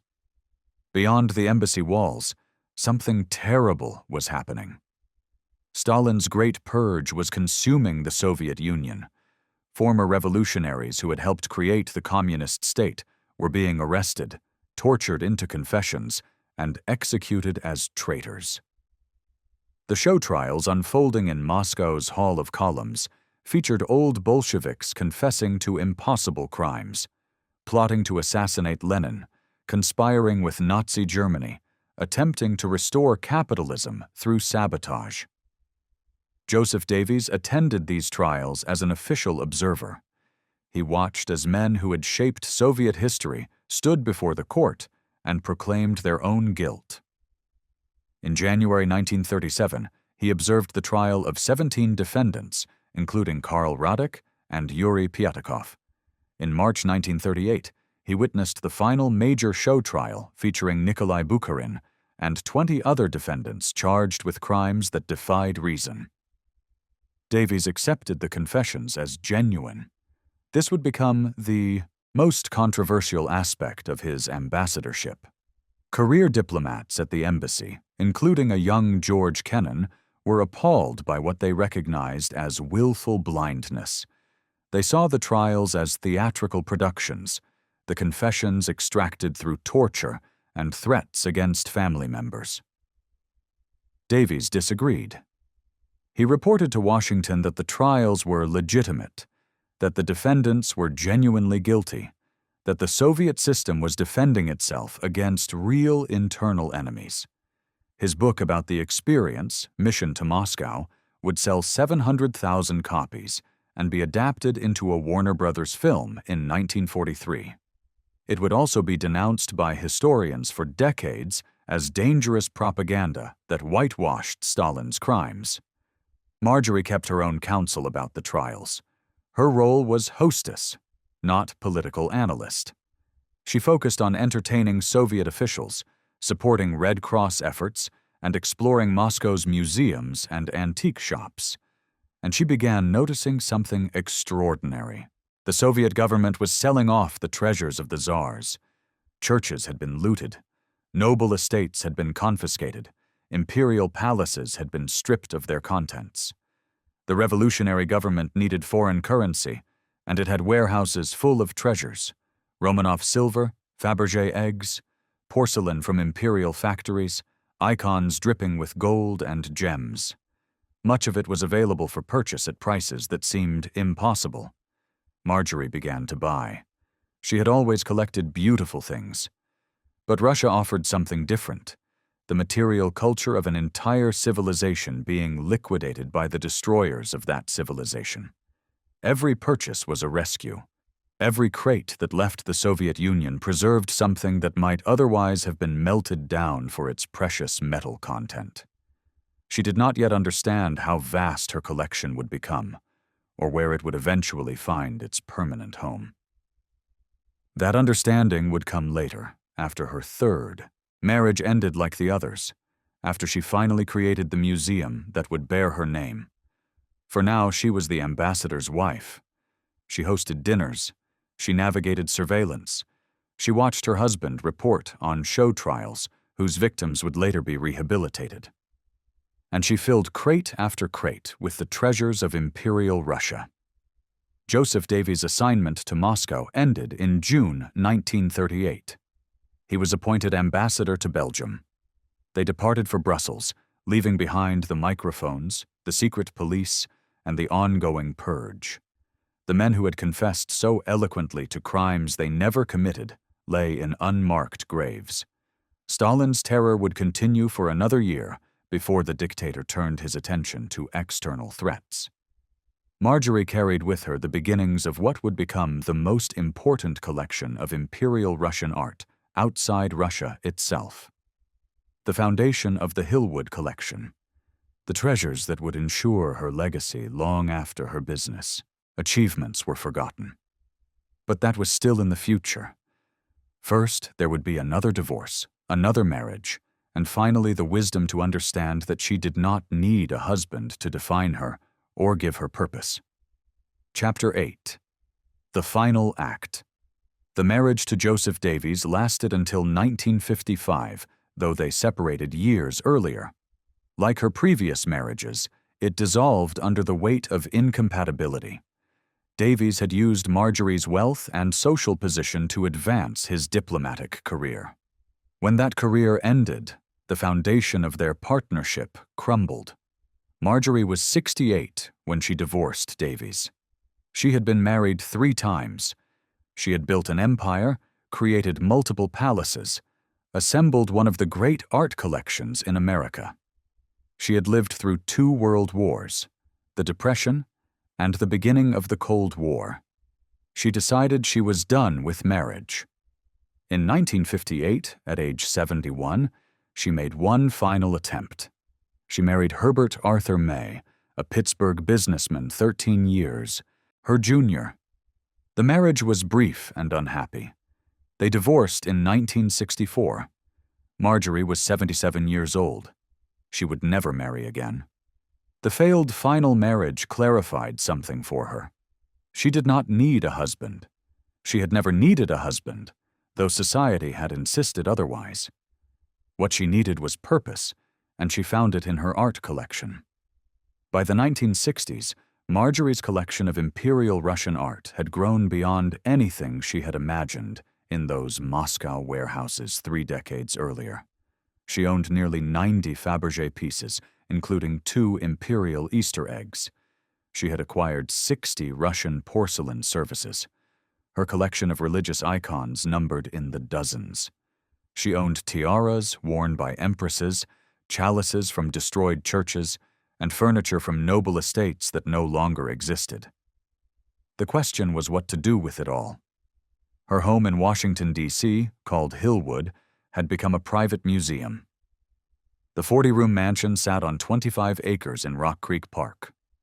She had purchased it in 1955 and spent years renovating and adapting it to display her collections.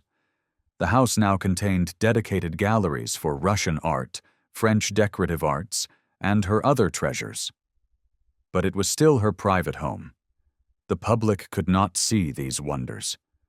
When she died, the collection would be dispersed unless she made other arrangements. In 1973, Marjorie made her decision. She would donate Hillwood to the Smithsonian Institution. The house, the grounds, and the entire collection would become a museum. Future generations would be able to see the treasures she had rescued from Soviet destruction. The Smithsonian accepted. The agreement was finalized. Marjorie had secured her legacy. She spent her final years living between her various properties: Hillwood in Washington, Mar-a-Lago in Palm Beach, Topridge in the Adirondacks.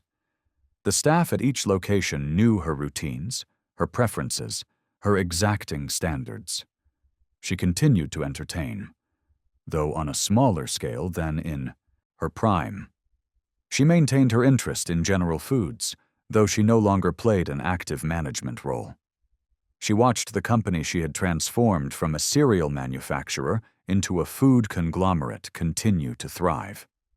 The Bird's Eye division had finally become profitable in the 1950s. Frozen food had evolved from an expensive curiosity into an American staple. By the 1970s, freezers were standard in American homes. Every grocery store had freezer aisles stocked with hundreds of products. Marjorie's early vision had been completely vindicated, though it had taken 40 years. She had also lived long enough to see social changes she could never have imagined in her youth. Women could vote. Women could own businesses. Women could serve in corporate leadership without being treated as curiosities. The world had slowly caught up to what Marjorie Merriweather Post had been doing since 1914. On September 12, 1973, Marjorie Merriweather Post died at her Hillwood estate. She was 86 years old. She had lived through most of the 20th century and shaped significant portions of it. Her funeral was private, attended by family and close friends. She was buried at Rock Creek Cemetery in Washington, D.C., not far from Hillwood. Her grave is marked by a simple stone, understated compared to the opulent mausoleum her father had built for himself. The obituaries focused on her wealth and her multiple marriages. The New York Times called her one of the richest women in the United States. The Washington Post emphasized her social prominence and philanthropic work. But these assessments missed what was most significant about her life. Marjorie Merriweather Post had inherited a cereal company and transformed it into General Foods, one of the largest corporations in America. She had recognized the potential of frozen food before anyone else understood it. She had rescued irreplaceable artifacts from destruction in Soviet Russia. She had created palaces that became museums. She had donated a warship to the Navy. She had fed thousands during the Depression. She had lived on her own terms in an era when women were expected to marry well and stay quiet. She had been a business pioneer, an art collector, a philanthropist, and a survivor of 4 marriages. She had commanded boardrooms, negotiated with dictators, and built an empire while society insisted she should merely inherit one. Epilogue. The legacy General Foods continued to operate for decades after Marjorie's death. In 1985, Philip Morris acquired the company for $5.6 billion. In 1995, Philip Morris merged General Foods with Kraft to create Kraft Foods, one of the largest food companies in the world. Many of the brands Marjorie acquired remain household names today: Maxwell House, Jell-O, Bird's Eye. The frozen food industry she helped create generates hundreds of billions of dollars annually. Every time someone opens a freezer in an American home, they benefit from the vision Marjorie had when she tasted that frozen goose in 1926. Mar-a-Lago was deeded to the United States government in Marjorie's will. She intended it to serve as a retreat for presidents and visiting foreign dignitaries, a Camp David by the sea. The government accepted the donation but found the maintenance costs prohibitive. In 1981, Mar-a-Lago was returned to the Post Foundation. In 1985, Donald Trump purchased Mar-a-Lago for approximately $10 million, a fraction of its construction cost. He converted part of it into a private club and used the residence as his personal home. The estate Marjorie built as a palace for entertaining became the Winter White House during Trump's presidency. She would have found that ironic. Topridge, her Adirondack estate, was sold after her death. It operates today as a private residence, largely unchanged from Marjorie's era. Sea Cloud continues to sail as a luxury cruise ship, restored to its original glory. Passengers can experience what it was like to travel on the largest private sailing yacht ever built. But Marjorie's greatest legacy is Hillwood. The museum opened to the public in 1977, 4 years after her death. It displays her collection of Imperial Russian art, French decorative arts, and American artifacts. The galleries showcase the treasures she rescued from Soviet destruction: Fabergé eggs, imperial porcelain, religious icons, and furniture from palaces that no longer exist. Hillwood receives approximately 60,000 visitors annually. Scholars study the collection. Art lovers admire the beauty. Historians examine what these objects reveal about Imperial Russia and its destruction. The Catherine the Great egg sits in a climate-controlled case, its pink enamel still luminous after more than a century. Nearby, dozens of other Fabergé pieces demonstrate the pinnacle of decorative arts. porcelain services from Catherine the Great's table sit in illuminated cabinets. Icons that survived centuries in Orthodox churches hang on walls designed specifically to display them. Every object tells two stories: the story of its creation in Imperial Russia and the story of its rescue by an American heiress who understood that preservation was as important as creation. Marjorie Merriweather Post was not a perfect person. She could be demanding, exacting, and imperious. Her multiple marriages suggest difficulty with intimacy, or perhaps simply bad judgment in partners. Her wealth insulated her from consequences that ordinary people faced. But she was also a business genius who succeeded in an era when women were actively excluded from corporate leadership. She was a preservationist who saved irreplaceable artifacts from destruction. She was a philanthropist who fed thousands during the Depression. She was a patriot who donated her yacht to the Navy when her country needed it. She inherited everything and built even more. She lived like an empress, but never forgot where she came from. Her homes became museums, her yacht became a civil rights milestone, and her legacy continues to shape American culture. This is the story of Marjorie Merriweather Post, the girl who glued labels in a barn, the woman who commanded boardrooms, the heiress who dined with Stalin and ruled American wealth. If you enjoyed learning about this extraordinary life, please subscribe to the channel for more stories of American ambition, wealth, and the complex legacy of the Gilded Age. Thank you for watching. Word count: 16th 100 words. Chapter 11. The Fourth Wedding and Final Transformation. By 1955, Marjorie Merriweather Post had divorced Joseph Davies, the ambassador who had brought her to Moscow and introduced her to Imperial Russian treasures.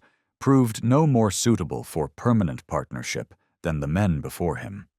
The marriage lasted 18 years, longer than either of her first two, but it ended in the same quiet dissolution. She was 68 years old when she married for the fourth and final time. Herbert Arthur May was different from all the others. He was not a lawyer or financier or diplomat.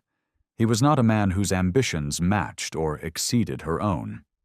He managed the Westchester Country Club and had served as a steward at various estates. He understood the mechanics of running great houses because he had spent his career in their service. The marriage raised eyebrows among Palm Beach society. Here was the richest woman in America choosing a man from the staff rather than the social register. Some whispered that she had finally lost her judgment. Others suggested she had finally found what she wanted: companionship without competition, affection without agenda. Whatever her reasons, the union seemed to bring her contentment. May moved into her world without attempting to reshape it. He accompanied her to social events without attempting to dominate them. He helped manage the sprawling logistics of her multiple estates without claiming credit for their operation. The marriage lasted until his death on November 3, 1958, just 3 years after the wedding. Marjorie was alone again at 71, surrounded by treasures and properties and memories, but no husband. She would not marry a fifth time. Perhaps 4 experiments had been sufficient. Perhaps she had learned that the kind of man who interested her in her 20s proved unsatisfactory in her 70s. Or perhaps she had simply exhausted the available candidates. Whatever the reason, the final third of her life would be lived without a partner. She would fill those years with projects that would define her legacy more clearly than any marriage ever had. Chapter 12. The Adirondack Empire. While Palm Beach society knew Mar-a-Lago and Washington knew Hillwood, few outside a select circle understood the true scale of Marjorie's Adirondack retreat. Topridge, as she named it, occupied 157 acres on Upper St. Regis Lake in the Adirondack Mountains of upstate New York. The property featured 68 buildings, not rooms, buildings. The main lodge contained massive stone fireplaces, exposed log beams, and a 2-story living room that could accommodate 100 guests for cocktails. But the main lodge was merely the centerpiece of a small village built solely for Marjorie's summer entertainment. Separate guest cottages, each with its own name and character, dotted the property along carefully groomed pathways. The Sequoia Lodge, the Birches, the Cedars.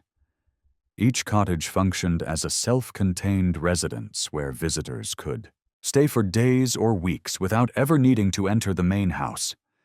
A boathouse on the lake could accommodate multiple vessels and included a 2nd-story recreation room with pool tables and card tables. The property featured its own power plant, water treatment facility, and telephone exchange. A central kitchen prepared meals that were transported to the various buildings by staff members who moved invisibly along service roads hidden behind the tree line. Marjorie hired Russian craftsmen to decorate Topridge with the same attention to detail she had lavished on her other estates.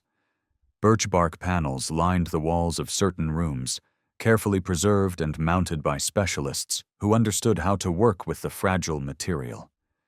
Handcrafted furniture built from local woods filled the spaces. Antlers and mounted game heads decorated the walls, creating the atmosphere of a great hunting lodge, though Marjorie herself rarely hunted. The scale of the operation required a permanent staff of approximately 40 people during the summer season. Groundskeepers maintained the miles of pathways that connected the buildings. Boatmen serviced the vessels and provided water transportation for guests who wanted to explore the lake. Electricians and plumbers stood ready to address any mechanical failure that might disrupt the perfect functioning of the compound. Marjorie typically spent June through September at Topridge. She would arrive from Washington or Palm Beach with a small army of personal servants, along with trunks containing the wardrobe and accessories necessary for 3 months of entertaining. Weekend guests would arrive by train in Saranac Lake, where Marjorie's drivers would collect them for the final leg of the journey. During the week, she might host only a handful of visitors. On weekends, the population could swell to 50 or more. Breakfast was served at individual cottages, according to each guest's preference. Lunch might be a casual affair on the main lodge terrace overlooking the lake, or an elaborate picnic transported by boat to a distant shore. Dinner required evening attire even in the wilderness. Gentlemen appeared in dinner jackets. Ladies wore gowns that would not have been out of place at Mar-a-Lago, though here they were surrounded by pine trees rather than palm trees. After dinner, guests might play cards, watch films in the private screening room, or simply sit by the fire discussing the affairs of the world. Marjorie presided over it all with the same attention to detail that had characterized her entire life. She knew which guests needed to be seated together and which should be kept apart. She understood how to keep conversation flowing without dominating it herself. She had perfected the art of making hospitality look effortless, even when it required dozens of invisible workers executing precisely choreographed routines. Topridge represented something that none of her other estates could match. Genuine privacy. Palm Beach was a stage. Washington was a political arena. The Adirondacks offered isolation from the public eye. No photographers lurked outside the gates. No society columnists tracked her movements. Here, she could simply be herself, whatever that meant after 7 decades of performing for various audiences.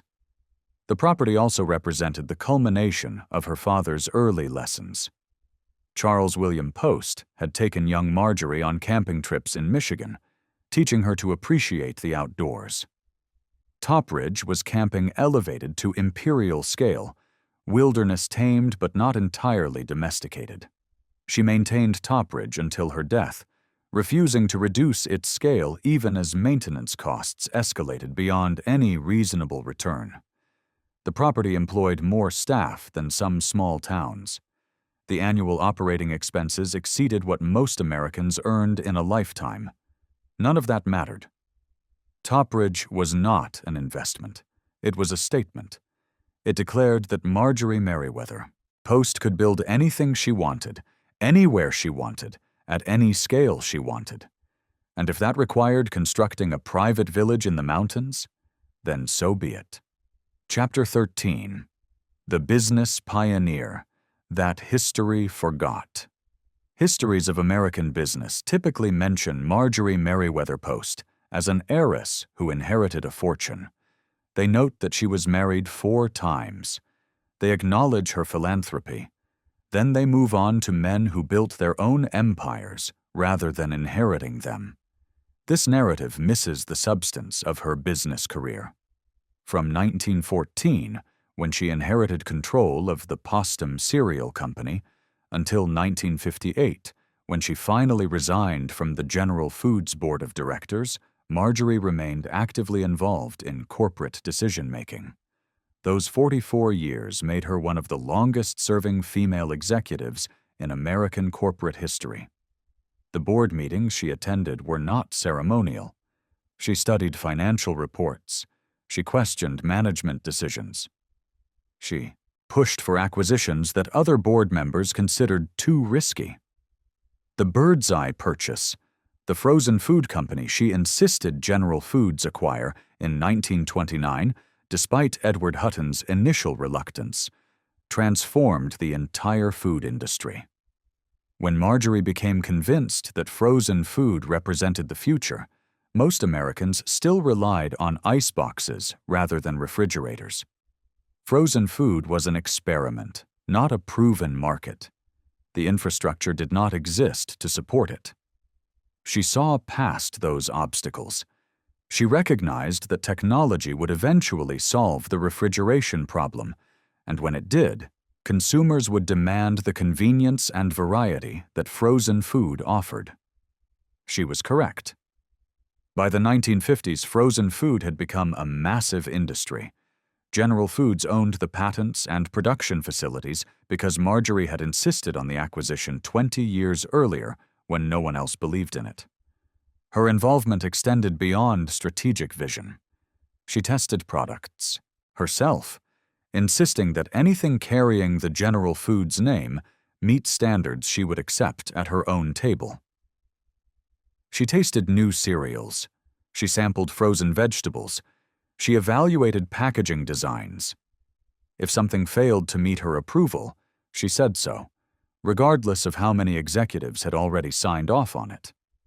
This hands-on approach irritated some managers who thought board members should confine themselves to quarterly reports and dividend declarations.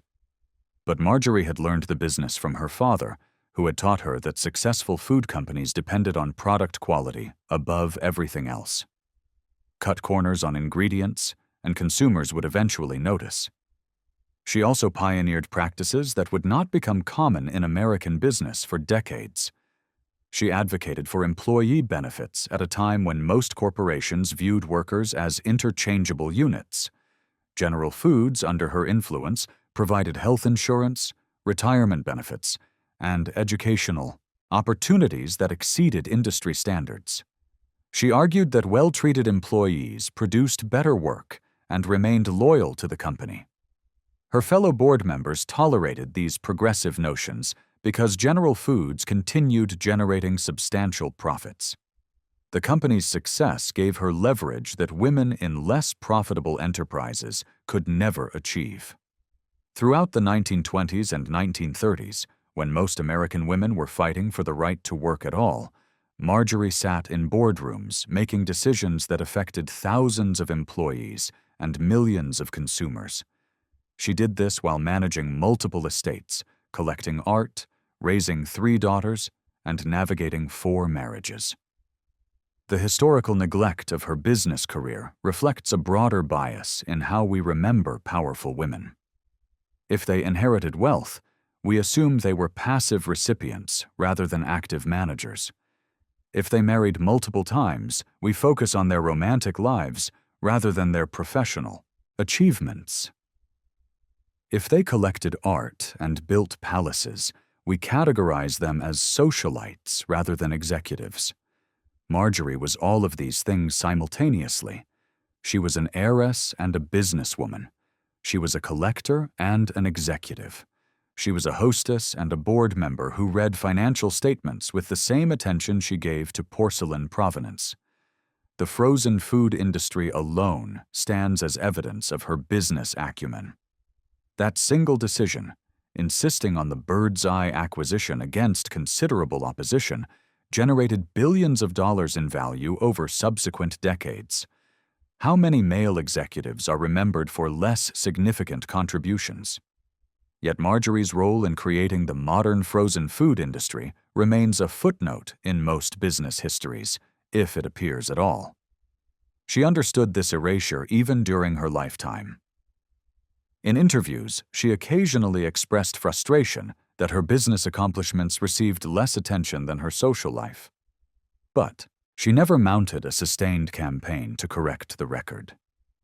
Perhaps she believed her achievements would speak for themselves. Perhaps she recognized that fighting for recognition would consume energy better spent on actual work.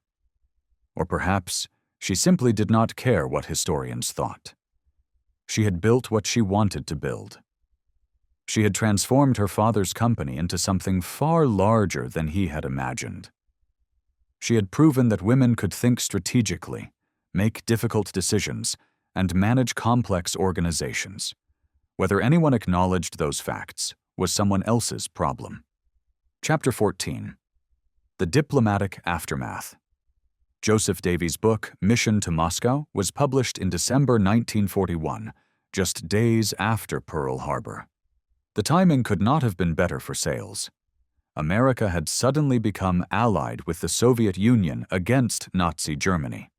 The American public needed to understand their new partner, and Davies offered an insider's account written by a former ambassador. The book became an immediate bestseller. Warner Brothers purchased the film rights and released a movie version in 1943. The film, starring Walter Houston as Davies, presented the Soviet Union in remarkably favorable terms. It depicted Stalin as a wise leader forced to take harsh measures against genuine traitors. It portrayed the show trials as legitimate proceedings rather than theatrical productions built on torture and false confessions. The film was precisely what the Roosevelt administration wanted. America needed its citizens to support the alliance with Stalin. Any suggestion that the Soviet government was as morally compromised as Nazi Germany would undermine public backing for the war effort. Mission to Moscow served as propaganda, and highly effective propaganda at that. Marjorie's role in this remains ambiguous. She had been present throughout Davies's ambassadorship. She had hosted the Soviet officials. She had attended some of the trials alongside her husband. She had watched as men confessed to crimes that defied credibility. Did she believe the confessions were genuine? Did she share her husband's assessment that Stalin was eliminating legitimate threats? Or did she recognize the trials for what they were and remain silent for diplomatic reasons? The historical record provides no clear answer. Marjorie did not publish her own account of the Moscow years. She gave no interviews that addressed the show trials directly. She left no diary entries that revealed her private thoughts about what she had witnessed. What is certain is that she continued collecting Russian art even after understanding what the Soviet government had become. She knew the treasures she was purchasing had been stolen from churches and murdered aristocrats. She knew the Soviet state was using cultural artifacts to generate foreign currency for an industrialization program built on slave labor. She bought them anyway. One could interpret this as moral blindness, a wealthy collector's indifference to the suffering behind her acquisitions. But another interpretation suggests itself. Every icon she purchased was an icon that would not be melted down for its silver frame. Every Fabergé egg she acquired was an egg that would not be destroyed by a government that viewed pre-revolutionary art as worthless bourgeois trash. She was rescuing cultural heritage from a regime that had already demonstrated its willingness to destroy anything that reminded people of the Tsarist past. Decades later, when the Soviet Union finally collapsed, Russian scholars would travel to Washington to study the Imperial Russian collection at Hillwood. They would see treasures that no longer existed in Russia itself, pieces that had been preserved only because an American collector had removed them before Stalin's government could destroy them. Whether Marjorie thought in these terms during the 1930s remains unknown. But the objective result of her collecting was preservation, regardless of her subjective motivations. The political aftermath of Mission to Moscow proved less favorable. As the Cold War intensified after World War II, Davies' positive portrayal of Stalin became deeply embarrassing. The show trials were recognized internationally as fraudulent. The men who had confessed were posthumously rehabilitated. The judges who had presided over the proceedings were revealed as participants in mass murder. Davies's book, which had seemed so valuable in 1941, became evidence of naivete or worse by 1950. Some critics suggested he had been a Soviet dupe. Others implied he had known the truth and deliberately misrepresented it for political purposes. The controversy never touched Marjorie directly. She had not written the book. She had not made the film. She had simply been the ambassador's wife, performing the role expected of her. But she must have understood how history would judge the Davies mission to Moscow. She must have realized that the hospitality she had provided to Soviet officials had facilitated a relationship that later seemed shameful. If she felt guilt about any of this, she never expressed it publicly. She focused instead on preserving the art she had rescued. That work could be evaluated on its own merits, separate from the political controversies that surrounded her third husband's diplomatic career. Chapter 15. The Museum That Almost Wasn't. By the early 1950s, Marjorie had accumulated one of the finest private collections of decorative arts in America. The Russian imperial treasures alone would have justified a museum. But she also owned important French furniture, Sèvres porcelain, paintings by European masters, Native American artifacts, and an extraordinary collection of 18th-century French gold boxes. The question became, what would happen to all of it after her death? She could leave everything to her daughters, forcing them to maintain and insure collections they might not want. She could sell it at auction, scattering pieces to collectors around the world. Or she could create an institution that would preserve the collections intact and make them accessible to the public. She chose the third option, but the path to that decision took years to navigate.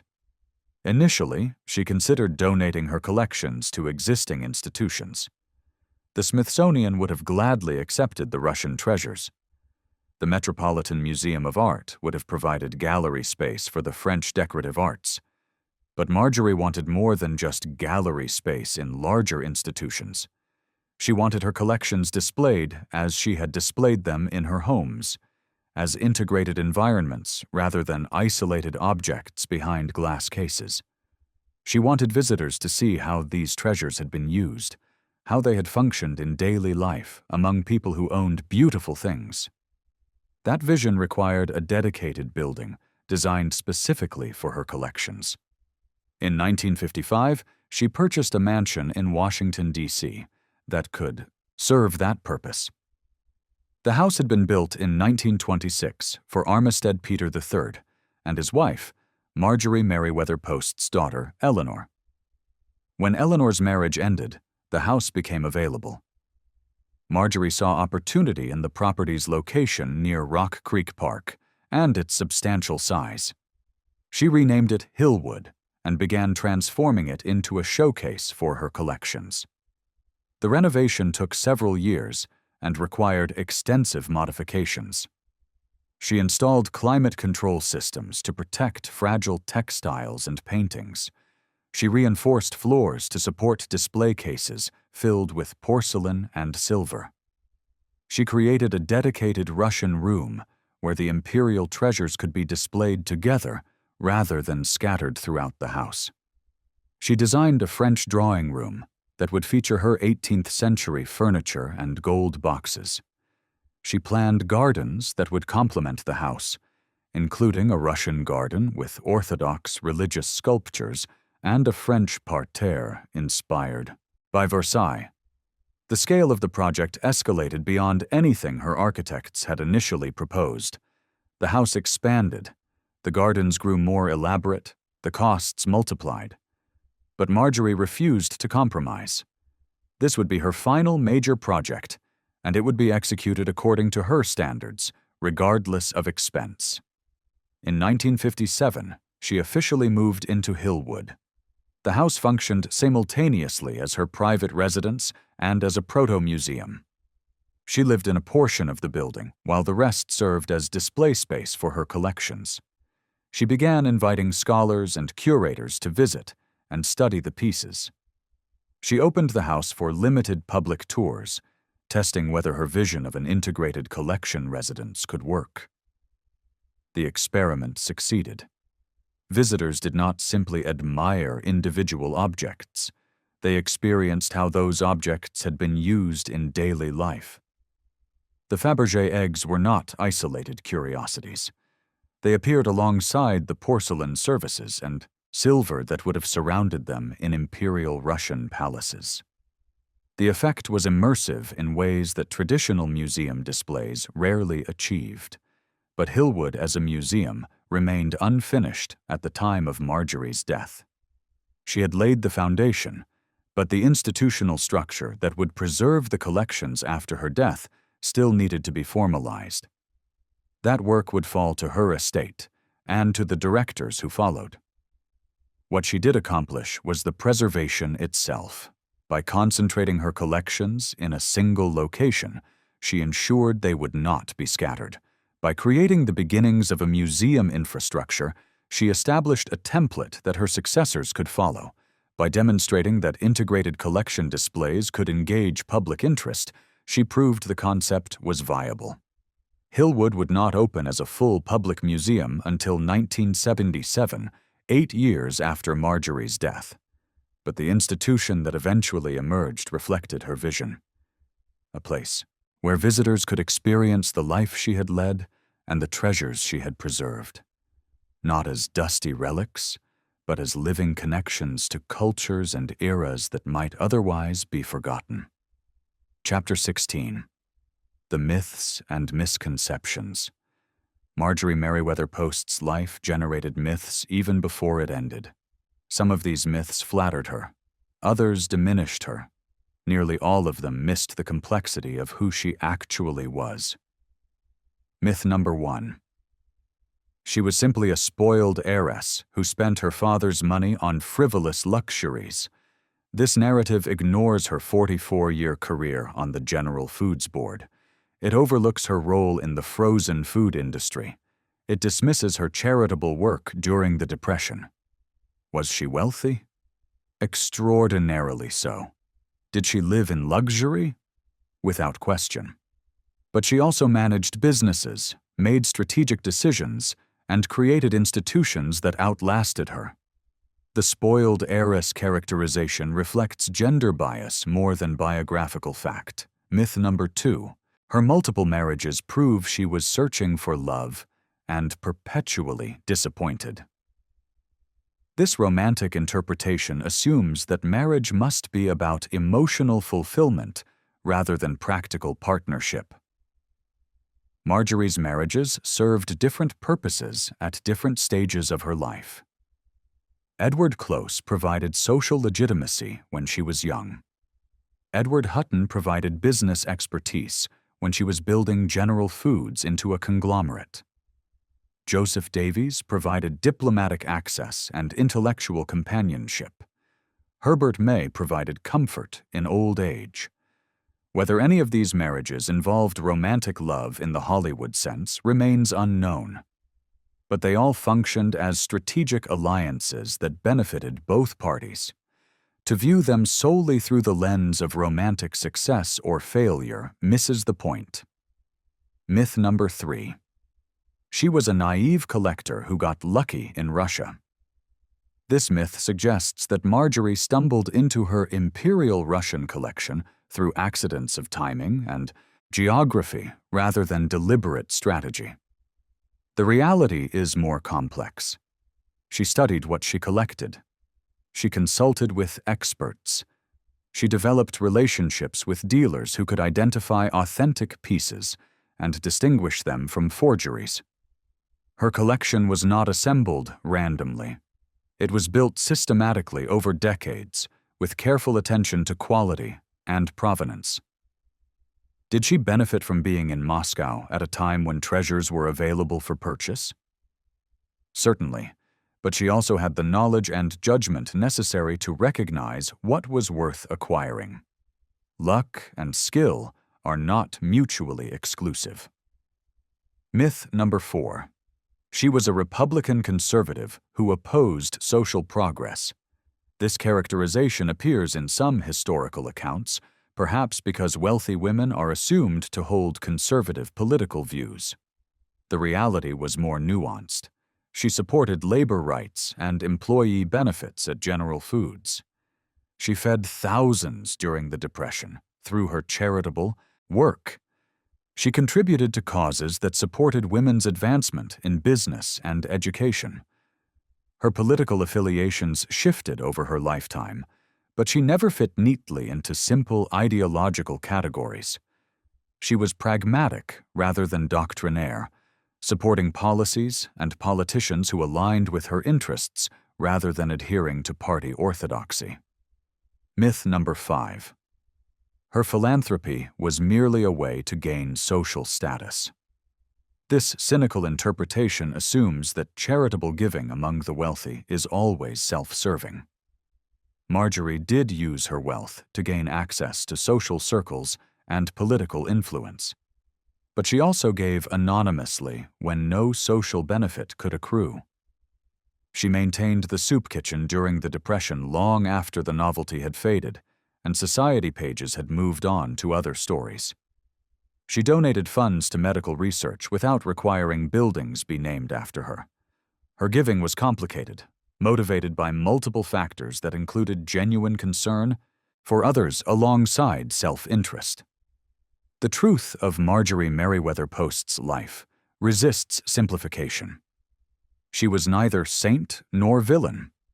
She was neither victim nor heroine in the conventional sense. She was a woman born into privilege who used that privilege to build institutions, preserve art, and shape industries. She lived according to standards that seemed extravagant even by the measure of her peer group. She made decisions that benefited her own interests while occasionally benefiting others as well. She navigated a world that did not welcome female executives, and did so successfully without becoming a revolutionary.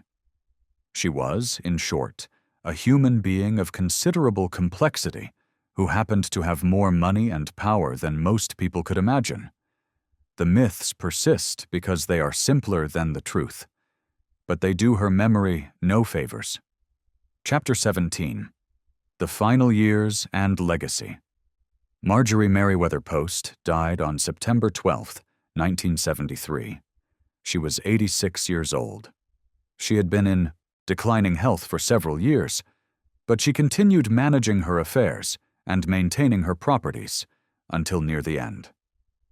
Her death came at Hillwood in Washington, the mansion she had transformed into a museum residence. The funeral was private, attended by family and close friends. No grand state ceremony marked her passing. No presidents delivered eulogies. She was buried at Rock Creek Cemetery in Washington, not far from the house that contained her collections. Her grave is marked simply, without the elaborate monuments that characterized some of her estates. The obituaries that appeared in newspapers across the country focused on her wealth, her marriages, and her social prominence. Some mentioned her business career. Few attempted to capture the full scope of what she had accomplished. She left behind an estate valued at approximately $250 million, equivalent to well over $1.5 billion today. The fortune was distributed among her 3 daughters, with provisions for maintaining Hillwood and eventually opening it as a full public museum. Mar-a-Lago proved more complicated. She had hoped to donate the Palm Beach estate to the federal government for use as a winter White House or a retreat for visiting dignitaries. The government initially accepted the gift, but maintaining the property proved too expensive. The annual operating costs exceeded what federal budgets would allow. In 1980, the government returned Mar-a-Lago to the Post Foundation. The estate was eventually sold to a real estate developer named Donald Trump in 1985 for approximately $10 million, a fraction of what it had cost to build. Trump converted it into a private club while maintaining a personal residence on the property. The transformation of Mar-a-Lago from Marjorie's Winter Palace into a commercial club would likely have disappointed her. She had built it as a private home, a place for intimate gatherings among friends and family. Its conversion into a business operation represented a fundamental change in purpose and character, but perhaps she would have appreciated the irony. The house survived. Had it remained a pure private residence, it might have been demolished and replaced with modern construction. As a club, it requires preservation. The tiles she collected, the stonework urban designed, the theatrical spaces that defined her vision. All of these remain because the building still serves a function. Topridge faced similar challenges after her death. The Adirondack estate required enormous resources to maintain, and none of her heirs wanted to assume that burden. The property was eventually sold and subdivided. Some of the buildings were demolished. Others were converted to different uses. The empire she had built in the mountains lasted only as long as she lived to maintain it. Hillwood succeeded where the other estates failed. The museum opened to the public in 1977 and has continued operating ever since. Scholars study the collections. Visitors experience the integrated displays exactly as Marjorie had envisioned. The gardens she designed still bloom each spring. The house functions as both museum and memorial, preserving her taste and her vision for future generations. General Foods continued as an independent company until 1985, when it was acquired by Philip Morris in a transaction valued at $5.6 billion. The company eventually merged into Kraft Foods, which later split into separate entities. The brands that Charles William Post created, Grape Nuts, Post Toasties, still sit on grocery store shelves more than a century after their introduction. The frozen food industry that Marjorie championed has become a $300 billion global market. Every frozen dinner consumed, every bag of frozen vegetables purchased exists because she recognized the potential of Clarence Birdseye's technology and insisted that General Foods acquire it. That single decision has touched billions of lives in ways she could not have anticipated. Her legacy, then, is multiple and contradictory.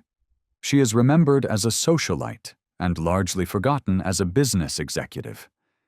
She is known for her marriages and less known for her decades of corporate leadership. She is celebrated for preserving Russian art and less celebrated for feeding thousands during the Depression. History has been selective in what it chose to remember about Marjorie Merriweather Post. But the institutions she built and the collections she preserved ensure that at least some portion of her story survives beyond the gossip and the society page mentions. Hillwood remains. The Russian treasures endure. The brands her father created and she expanded continue. These are not small accomplishments. They represent a life lived at the highest level of American wealth, but lived with purpose beyond mere accumulation. She could have been simply rich. Instead, she chose to build. That choice defines her legacy more clearly than any marriage or social triumph ever could. The common perception holds that Marjorie Merriweather Post was simply born into wealth and spent her life collecting beautiful objects. The truth, as we have seen, defies that comfortable simplification. But even now, having examined her business acumen, her diplomatic role, and her cultural preservation, certain questions demand deeper exploration. What myths have persisted about her legacy? What lessons from her life remain relevant nearly 50 years after her death? And what aspects of her story have been overlooked by those who see only the surface glamour? Let us address the misconceptions first. Perhaps the most persistent myth is that Marjorie was merely a socialite who happened to inherit money. This characterization appears in countless magazine profiles and society columns from her era. The writers who perpetuated this image were not necessarily malicious. They simply could not reconcile what they saw at Palm Beach galas with what was happening in General Foods boardrooms. A woman in diamonds cannot also be a serious businesswoman, their logic suggested. Their era would not permit both identities to coexist. Yet the financial records tell a different story entirely. When Marjorie inherited the Postum Cereal Company in 1914, it was valued at roughly $20 million. By the time General Foods reached its peak under her influence in the 1950s, the corporation was worth hundreds of millions. That growth did not happen accidentally. It resulted from strategic acquisitions, forward-thinking investments like Bird's Eye Frozen Foods, and an understanding of American consumer habits that few executives of either gender possessed. Another misconception involves her marriages. The tabloid narrative reduced them to a wealthy woman's romantic failures. 4 husbands suggested instability, poor judgment, an inability to maintain relationships. This interpretation misses something fundamental about the constraints placed on ambitious women in that era. Marjorie could not simply be a corporate executive. Society demanded that she also be someone's wife, someone's hostess, someone's ornament. Each marriage served different purposes at different stages of her life. Edward Close provided social legitimacy when she was young. Edward Hutton understood business and helped expand her empire. Joseph Davies opened diplomatic doors and shared her passion for collecting. Herbert May, her 4th and final husband, offered companionship without competition during her later years. Were these marriages perfect? Clearly not.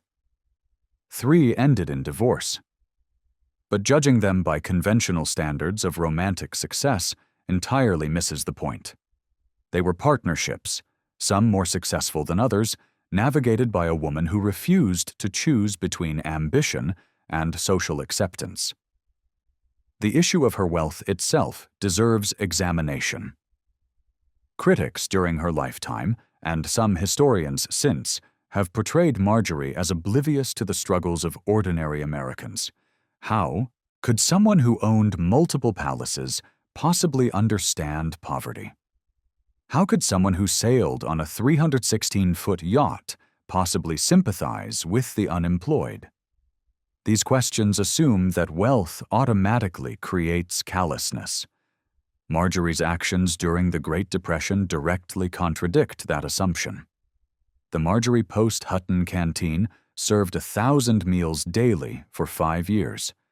That commitment required not just money, but sustained attention to logistics, food quality, and dignified treatment of recipients. Anyone can write a charitable check. Marjorie showed up. She supervised operations personally. She stood on street corners ringing a Salvation Army bell while her jewelry sat locked in a bank vault. These were not the actions of someone performing charity for publicity. If that had been the goal, she would have invited photographers. She would have made certain society columnists knew about her generosity. Instead, she did the work quietly, understanding that the point was helping people, not burnishing her reputation. Her relationship with her Russian art collection reveals another layer often overlooked. Yes, she purchased treasures that once belonged to the Romanovs. Yes, she acquired icons stripped from churches by communist authorities. Some have characterized this as cultural pillaging, American wealth exploiting Soviet desperation. This interpretation fundamentally misunderstands what was happening in the 1920s and 1930s. The Soviet government was not reluctantly selling art to feed starving children. They were systematically destroying religious and imperial cultural heritage as part of ideological purification. Icons were being melted down for their silver frames. Fabergé eggs were being broken apart for their gems. Church vestments were being burned as superstitious relics. Marjorie did not create that catastrophe. She responded to it. Every piece she purchased was a rescue, not a theft. Had she and other collectors refused to buy, those objects would have been destroyed rather than preserved. The fact that Americans and Europeans now possess so much imperial Russian art is not a cultural crime. It is an accident of history that saved irreplaceable artifacts from deliberate annihilation. The creation of Hillwood Museum represents perhaps her most enduring contribution, yet its significance extends beyond the collection itself. Marjorie could have sold everything at auction. She could have distributed pieces to her children. She could have negotiated private sales that would have netted tens of millions of dollars. Instead, she spent her final years transforming her Washington, D.C. estate into a public museum. She established an endowment to ensure its survival after her death. She insisted that admission be affordable so ordinary Americans could experience the collection. This was not the decision of someone who hoarded beauty for private enjoyment. It was the decision of someone who understood that cultural preservation serves no purpose unless the culture can be shared. When Hillwood opened to the public in 1977, it made Imperial Russian art accessible to Americans who would never travel to the Hermitage or the Kremlin Armory. It provided context for understanding a civilization that had been wiped away by revolution. And it accomplished all this because one woman refused to let remarkable objects become merely valuable possessions. The business legacy deserves final consideration. General Foods no longer exists as an independent company. It was acquired by Philip Morris in 1985, merged with Kraft in 1989, and eventually absorbed into various corporate structures that now bear different names.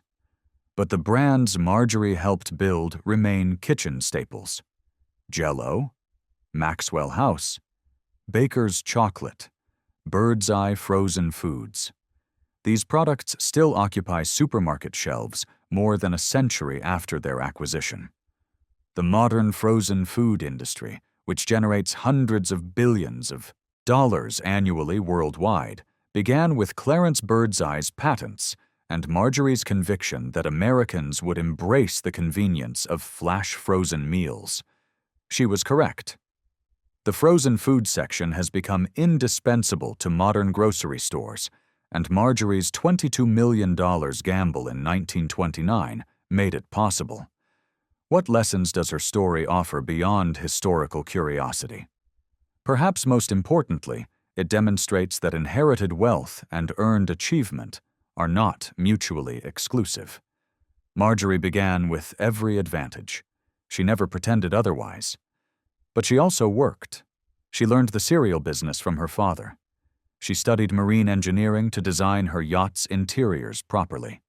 She spent decades building her art collection with genuine scholarship rather than simply buying whatever dealers recommended. The notion that privileged people cannot also be accomplished people is comforting to those who have neither privilege nor accomplishment. It is also false. Marjorie proved that inheritance provides opportunity, not results. What one does with that opportunity determines legacy. Her story also illustrates the costs of female ambition in eras that did not welcome it. Marjorie achieved remarkable success, but she paid for it. She endured 3 divorces in an era when divorce carried genuine social stigma. She faced constant questioning of her business competence simply because of her gender. She could never be just an executive, or just a collector, or just a philanthropist. She had to be all of those things while also maintaining the appearance of feminine propriety that her era demanded. Modern readers might find this exhausting simply to contemplate. Imagine living it for 8 decades. Finally, her life reminds us that legacy is measured not just by what one builds, but by what one preserves. The corporations she owned have been absorbed into larger entities. The homes she built have become museums or hotels or golf clubs. But the Russian art she rescued still exists. The frozen food industry she championed still feeds millions daily. The charitable infrastructure she supported during the Depression established models that later organizations copied. These contributions outlasted the woman who made them possible, which is precisely how legacy should work. Marjorie Merriweather Post died on September 12, 1973, at her Washington, D.C. home. She was 86 years old. She had lived through 2 world wars, the Great Depression, and the transformation of America from an agricultural nation to a suburban superpower. She had married 4 times, raised 3 daughters, and built a business empire. She had collected treasures and donated fortunes. She had sailed the world and stood in soup kitchen lines. She had dined with Stalin's commissars and entertained American presidents. The obituaries published after her death focused primarily on her wealth and her social prominence. This was predictable. It was also incomplete. The full measure of what she accomplished would only become clear in the decades that followed, as historians examined the records she left behind and the institutions she created continued their work. She was not perfect. She made mistakes in business and in marriage. She lived with privileges that billions of humans never experience. But she was also more than the sum of her advantages. She was a student of her father's business lessons, a patron of arts that needed saving, a philanthropist who understood that charity without dignity is merely condescension. She was, finally, herself. That may be the most radical legacy of all for a woman born in the Gilded Age. Marjorie Merriweather Post refused to be merely decorative. She insisted on being useful. And in doing so, she left marks on American business, culture, and society that persist long after the last guest departed her last gala at Mar-a-Lago.